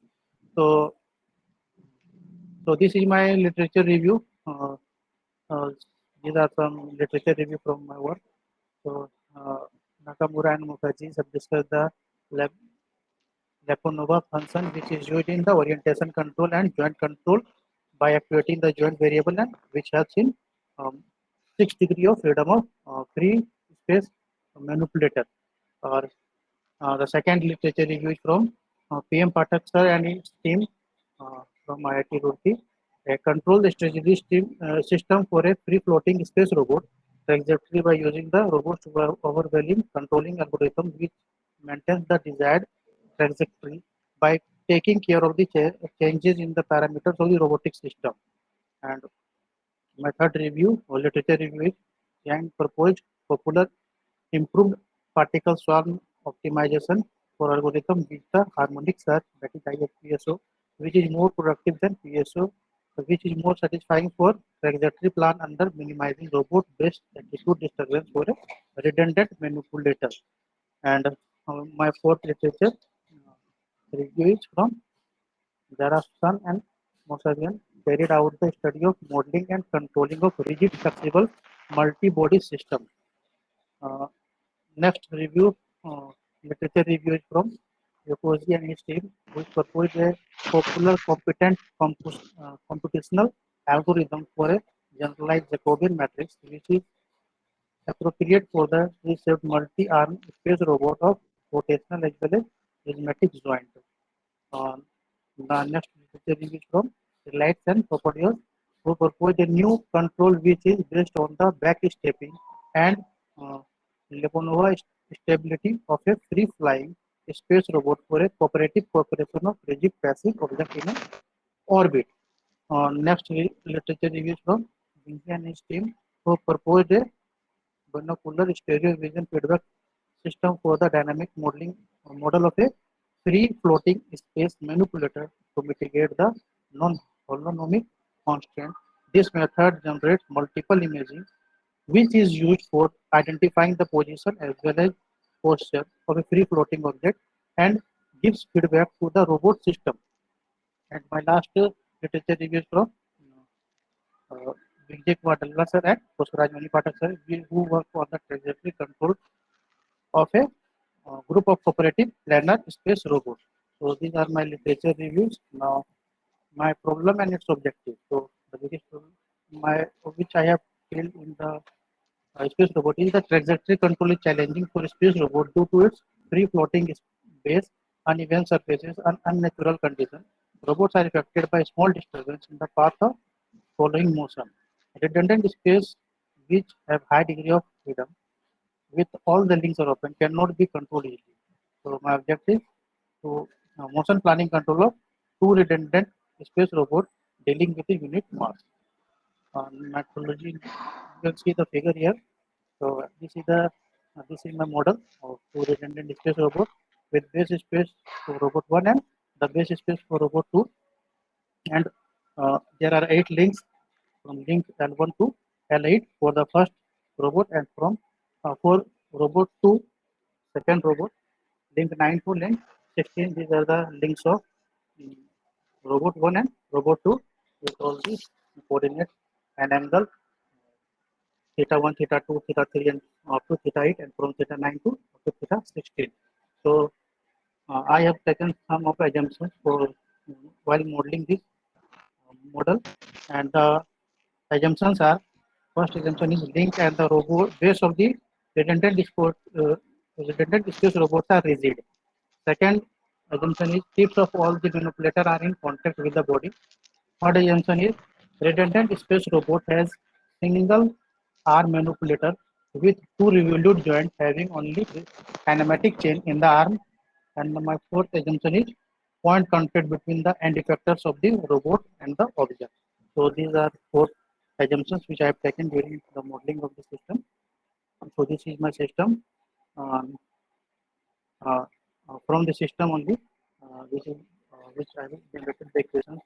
Diagram of redundant space robot handling with a unit mass object. In this figure, in the above figure, we can see that M1 and M2 are the vehicle frame of 1 and 2. There are two vehicles, that is robot 1 and robot 2. So frame, and let the link 1, link 2, and link 3 up to link 8 are the links of redundant space robot 1, and same like 1, L9 to L16 are the links of redundant space robot 2. So the distance between the frame of the vehicles, the distance is R. Let R be the distance between the vehicle frame and the robot frame of robot 1 and robot 2. The coordinates of the base of robot 1 and robot 2, the kinematic relations for the tip position and its orientation is given in the form of, so the relation of the tip position for robot 1 and robot 2 are theta tip 1 for robot 1, tip 1 phi plus phi the angle from the base of the robot and to link 1. This is the angle phi plus theta 1 plus theta 2 plus theta 3, theta 3, 4, theta 5, theta 6, and up to theta 8. And for tip 2, phi 2 plus theta 9 plus theta 10 plus up to theta 16. So these are the kinematic relation of the tip position and on its orientation. Now, for designing the redundant space robot, the Jacobian and PID and amnesia. So one by one, I am discussing all these things. In the controller, the error signals are evaluated by comparing the reference and actual velocity signal for docking operation of a floating body.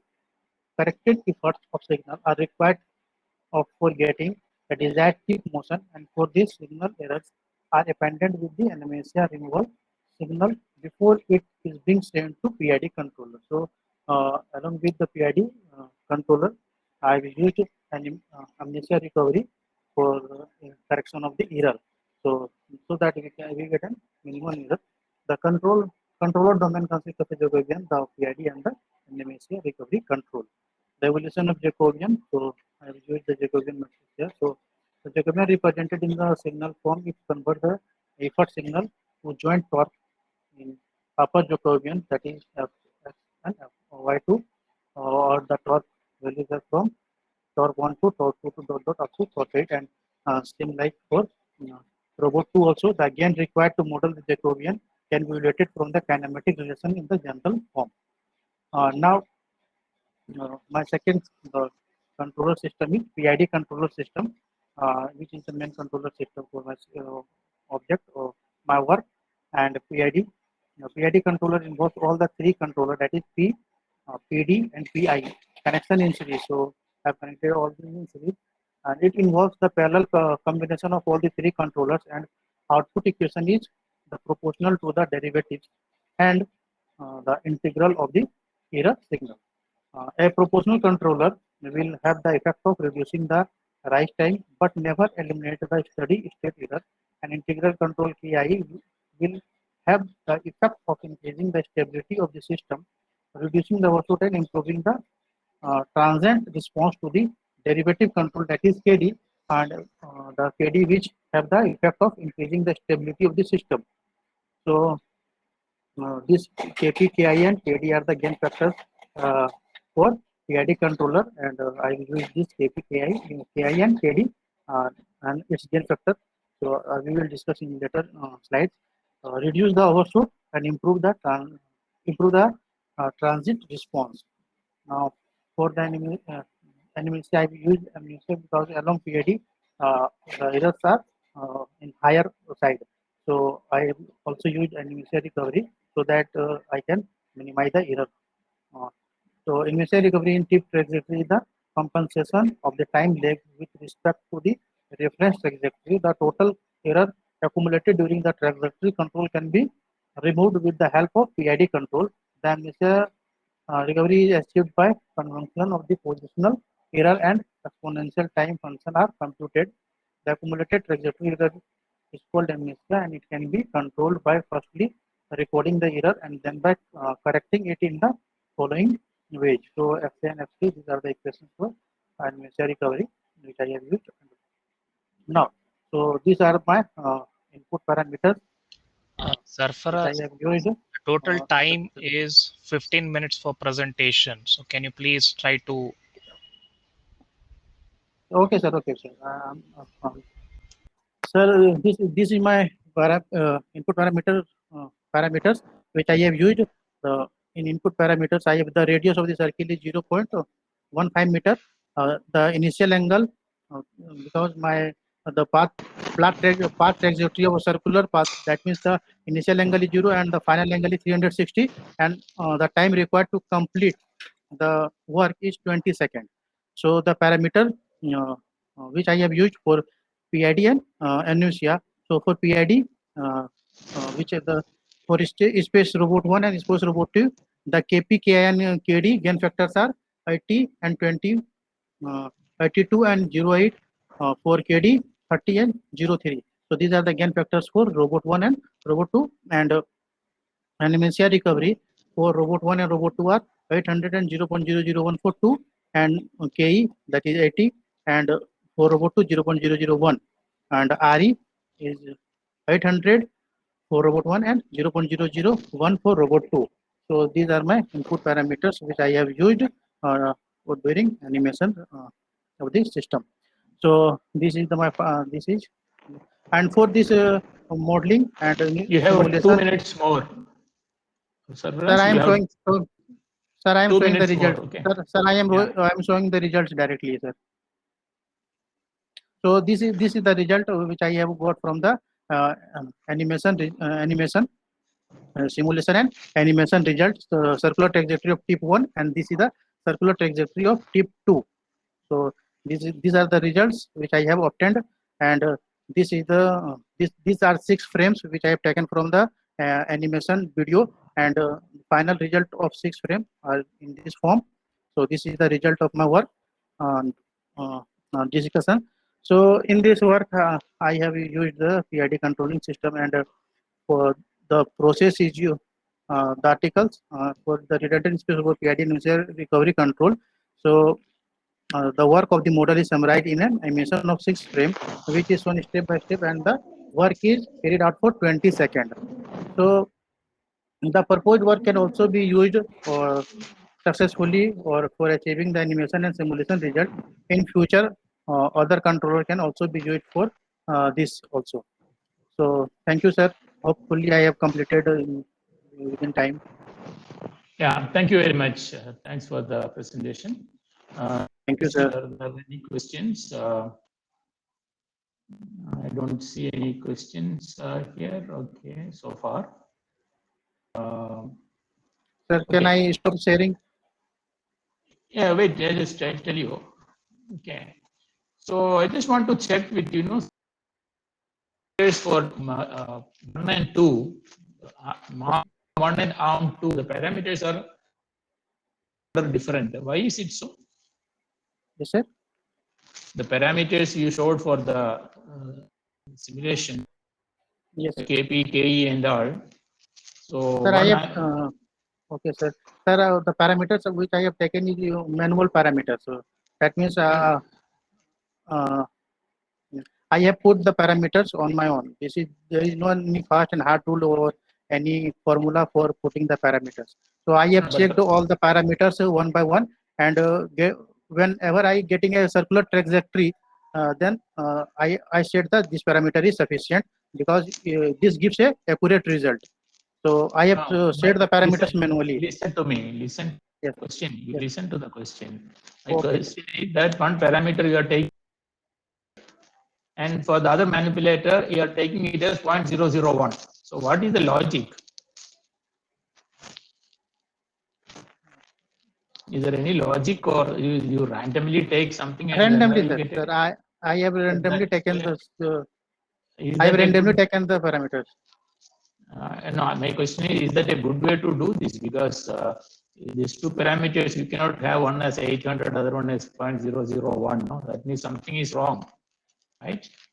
Yeah, you check that one. Is there any, can you apply some logic and then Okay, sir. have Okay, sir. some I reasonable will way of taking the parameters?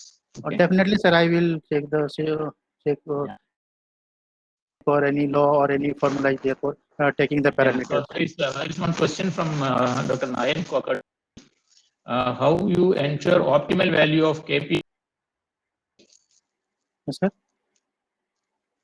Do you have any optimal value this for KP?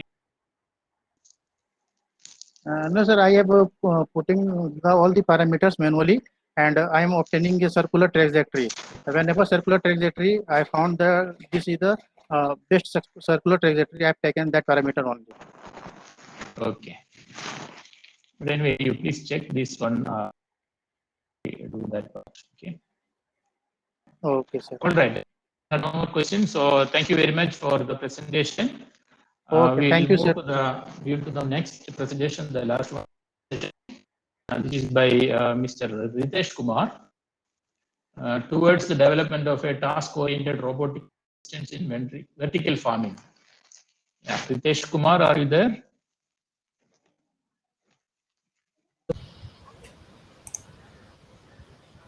Yes.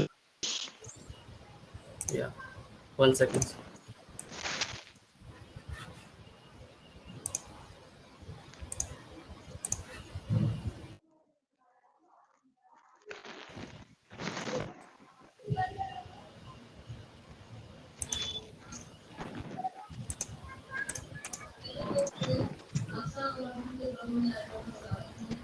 It is visual, sir? Yeah. Yeah. Good afternoon, everyone. I'm Ritesh Kumar, currently pursuing MTech from IIT Ropar under the supervision of Dr. Ekta Singla. Today, my topic is towards the development of a task-oriented robotic assistance in vertical farming. Uh, our uh, our research motivation the in today's time people are based on agriculture food, but there is not enough space in the urban areas those people can do agriculture. That's why we have a new technology which is developed where we will be able to do farming with a new technology by not adapting the traditional method of agriculture, because there are some drawbacks, like as a wastage of seed, improper spraying of pesticide on a crop, low soil standard, degrade food, and become harmful to a human body. Therefore, some agriculture operation needed technological help, so as to improve productivity and adoption of technical farming. So it is said it is the way of vertical farming, or by providing the robotic assistance in agriculture farming. The next literature part. literature part, the concept of vertical farming, where we are grown a plant in an indoor environment, such as providing the light, air, humidity, air temperature, water are providing. So in this figure, these are the vertically layer by layer to grow the plant. And the second one is the agribot. You can say here, see here, an agribot is developed for the farmer to increase quality and productivity of the crops and using less time. The third one is the where in a space where the access is limited. Technological advancement also have been seen in exploration of agriculture possibility in the space station, where having very confined space. So there use a vertical farming, the concept of using the crop are grown. The last one, the prototype indifector for harvesting the fruit such as apple, as you saw in the figure, last figure D, and you also using minimal sensor to reduce complexity and improving picking speed. The literature part, yeah. Now you can see here a 5-finger indifector, which is uniquely designed for the harvesting based on the fruits picking. 5-finger harvesting indifector is designed and controlled by electric drive, and which is internally impactive. And this is the weed removal indifector. We used for the weed removal, which is shown in figure. And the process of weed removal, weed control in a plant, it is necessary to spray chemical or herbicide through the spray injector attached with an indifector or a rotated indifector. There is some challenging part here. It is challenging to detect the weed in a plant because because of the weed color and structure. Therefore, we distinguish between plant and weeds. And the last one on the indifector, which is shown for the transplanting process, where we can the transplanting of the seedling of a plant from tray to another location. This is the transplanting indifector, 4-finger. Yeah. Now come to the objective. Yeah. This is the objective part. The conceptual design of vertical farm is our main objective, by assisted by the robot manipulator. First, farm setup design, where there is a complete layout of hydroponic vertical farm setup having different subparts. And the second is the selection of manipulator. Here I use the manipulator, Kinova manipulator I use. And the last one is the mobility of robot manipulator in each work cell, where the manipulator will go the entire work cell of the vertical farm. And the second one is the identify the major tasks such as transplanting, which are required in the agriculture farming for the manipulator in the vertical farming setup. In transplanting, having 3 phases. First one is seedling grasping phase. Second is the release seedling phase, and third is the reinstate phase. These all are the phase in the major task. And the last is the design of indifector, which can grasp and release seedling easily. The novelty is our main our project is implementation of modular robotic system in a vertical farming process. See, in repetitive work cell for different crops, farming tasks and sub tasks in the entire farm domain.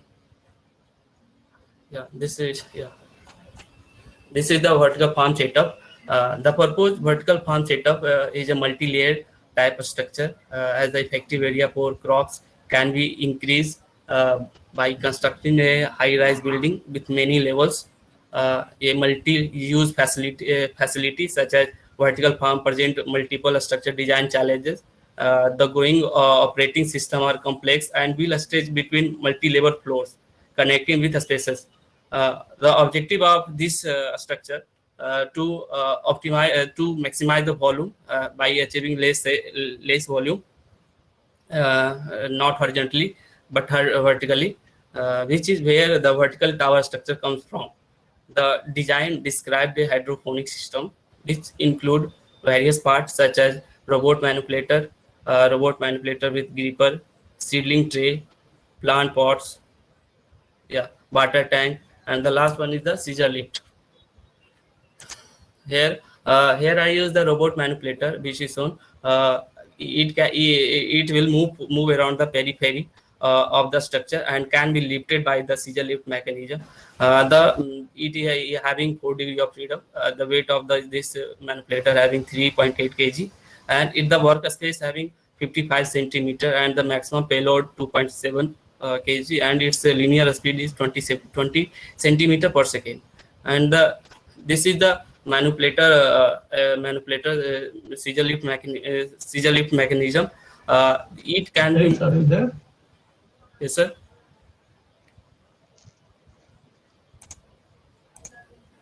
Yes, sir.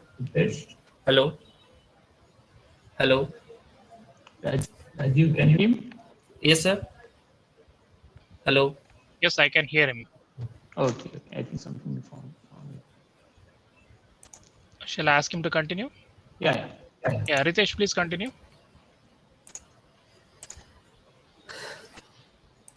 Yeah, sorry, where I am.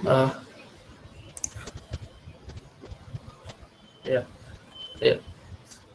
This is the scissor manipulator lifting mechanism, where with the scissor lift can be moved around the periphery with the help of rail track mechanism, and go through the all around corner of the periphery.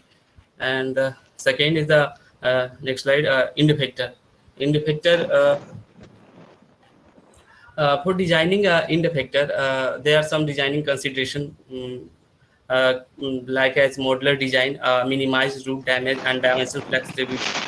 Minimize root damage where the leafy plants having different size, different size. Though then the manipulator, the grasping of the end effector.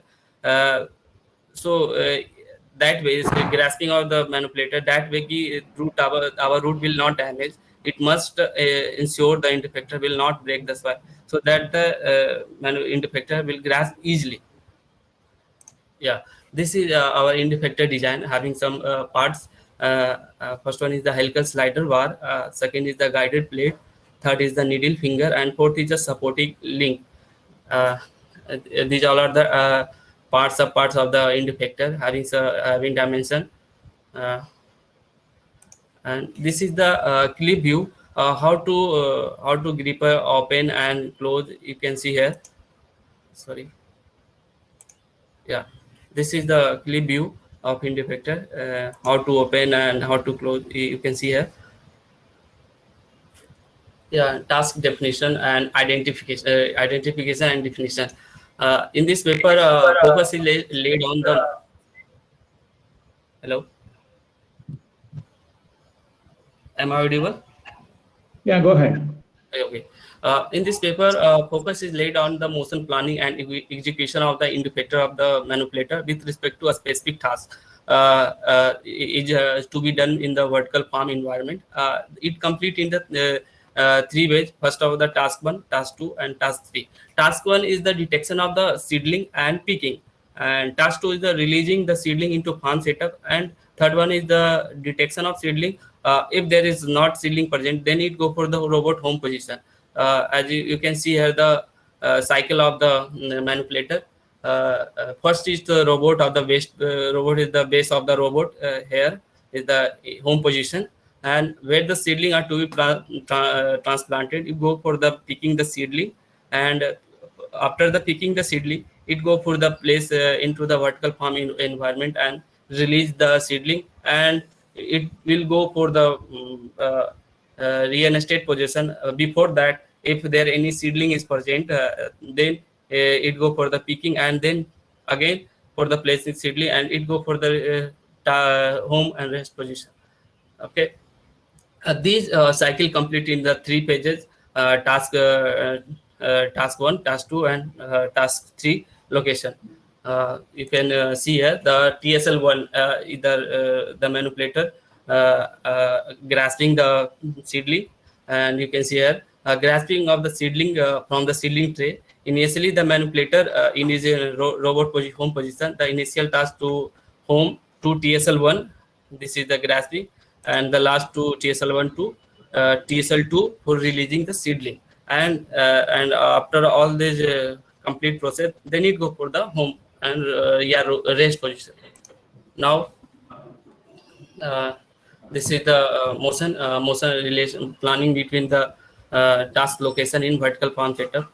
There are three tasks for each TSLs are planned in the ROS environment. ROS is an open source library software robotic operating system. It is an open source. Here I use motion planning and obstacle avoidance library used for the execution of tasks, which is shown in figure. Here I use the robot Kinova robot to performing the task, such three tasks: TSL1, TSL2, and TSL3 in a ROS environment. First one is the locus of tool editor point over the path. Ritesh, you have 2 minutes. Please. Okay. Find up. Yeah. Shown in the when the effector is moving from the home position to TSL1 by avoiding the obstacle, and this is TSL1 to TSL2 by avoiding same obstacle avoidance, and it go for the TSL2 to home position. This is the real estate position. The demonstration, yeah, the same considering dimension taken which is used in the ROS environment. Here it is so the execution of the task in real environment of vertical farm setup by using Kinova manipulator, and it's verify the task location which is used in already ROS environment and verify the real setup home to one and TSL1 to TSL2. This is the way of processing all such tasks. And the last one is the feedback output from the ROS, which is the joint velocity. The corresponding joint velocity command and feedback for each joint for the entire cycle, home to TSL1, TSL1 to TSL2, and last one is TSL2, TSL2 home. This is our joint velocity feedback output from the ROS. And the last, the conclusion. All of the above discussed part, then it really concluded at some point. The field of vertical farming is explored for the robotic assistant in various planting process, following that three major tasks are identified. Yeah, and a more modular indefector design specifically for the leafy vegetable.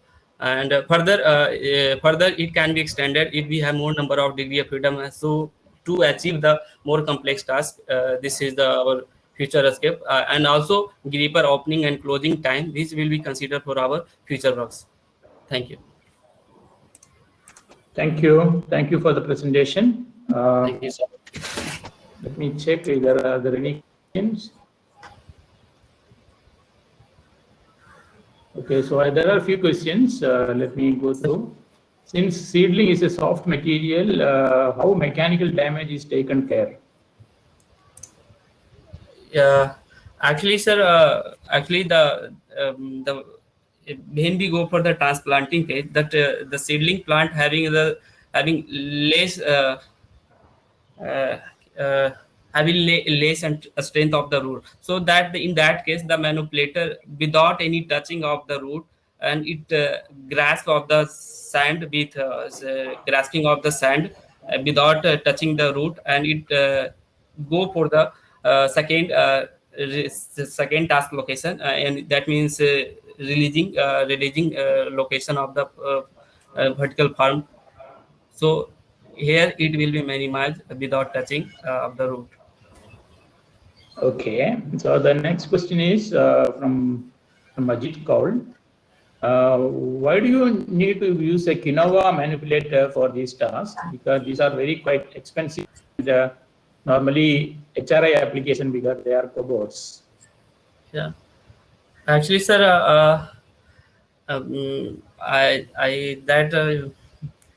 in my college having Kinova manipulator, I used. Okay, so you're basically telling that it was available, so you use it. Yeah, sir. Yeah, it is available, okay. sir. Okay, and the next question is, what were the sensors used? Sensors, I didn't use here, but I use the sensor for the the detection of the seedling. If for the RGBD camera, using that, if there is any seedling present, then it detect the seedling and it feedback to the manipulator and go for the seedling. There is a sensor use. Okay. And how did you go about the kinematics or inverse kinematics for this particular arm? Yeah, actually, sir, I use the ROS library where trace IK used for the joint inverse club. That means in output of the inverse joint angle of the manipulator. I use the trace IK library in the ROS environment. Okay. I don't see any other questions. So fine. So you mentioned that your contribution is in the design of a grasper here, right? Special grasper, something like you're mentioning. Yes, sir. So I don't know whether I missed that slide. So what is that grasper you were talking about?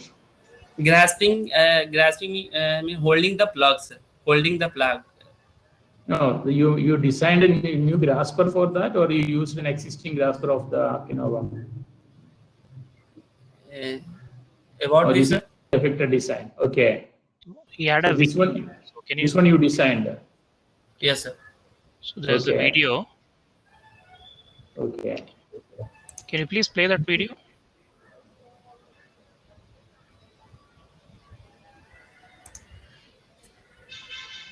What kind of mechanism is that? Can you please explain? This is the 4-bar mechanism, sir. Having 1 degree of freedom.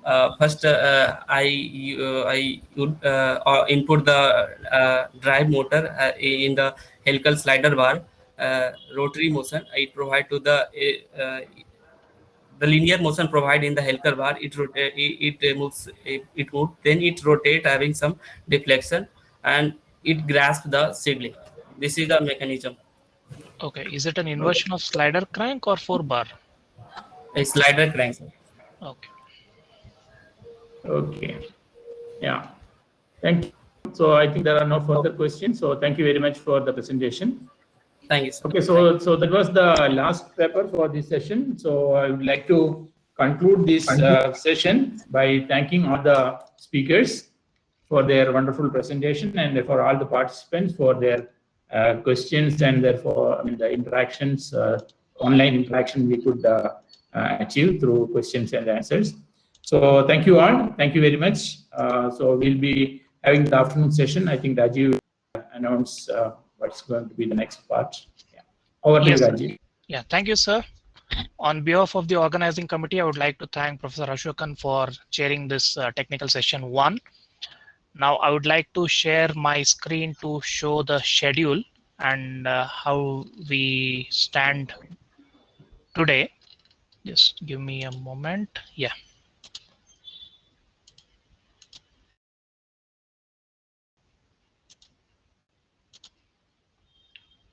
Okay, so we have session 2 starting at 2 o'clock, and the speakers of these papers are requested to stay back.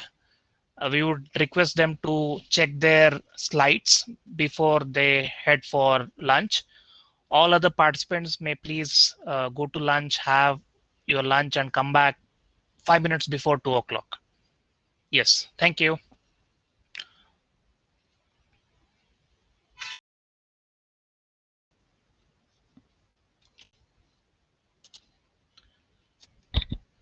So all the speakers of paper ID 94103.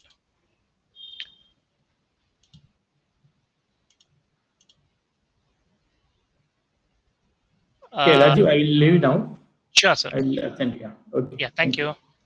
So do we have Nandini, Roma? I'll have to enable them. I'll just 1 second. Roma. Yes, Nandini, Roma, I'm making you as a presenter. Then Amisha, Bhaskar. Yes. Then we have Chinmay. No, Chinmay, anyone from paper ID 110. Paper ID 110 is Chinmay Samak, Tanmay Samak, Shivantan Kandaswamy. Tanmay, no. Shivantan, no. So paper ID 110, we'll have to check them. Omkar Jadhav. Omkar Jadhav, Madhu Wadali,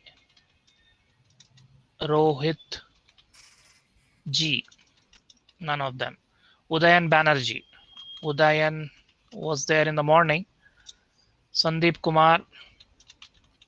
Anyway, so I think we'll check for Nandini. You can share your screen and quickly check, and also later on Amisha. Yes. Okay.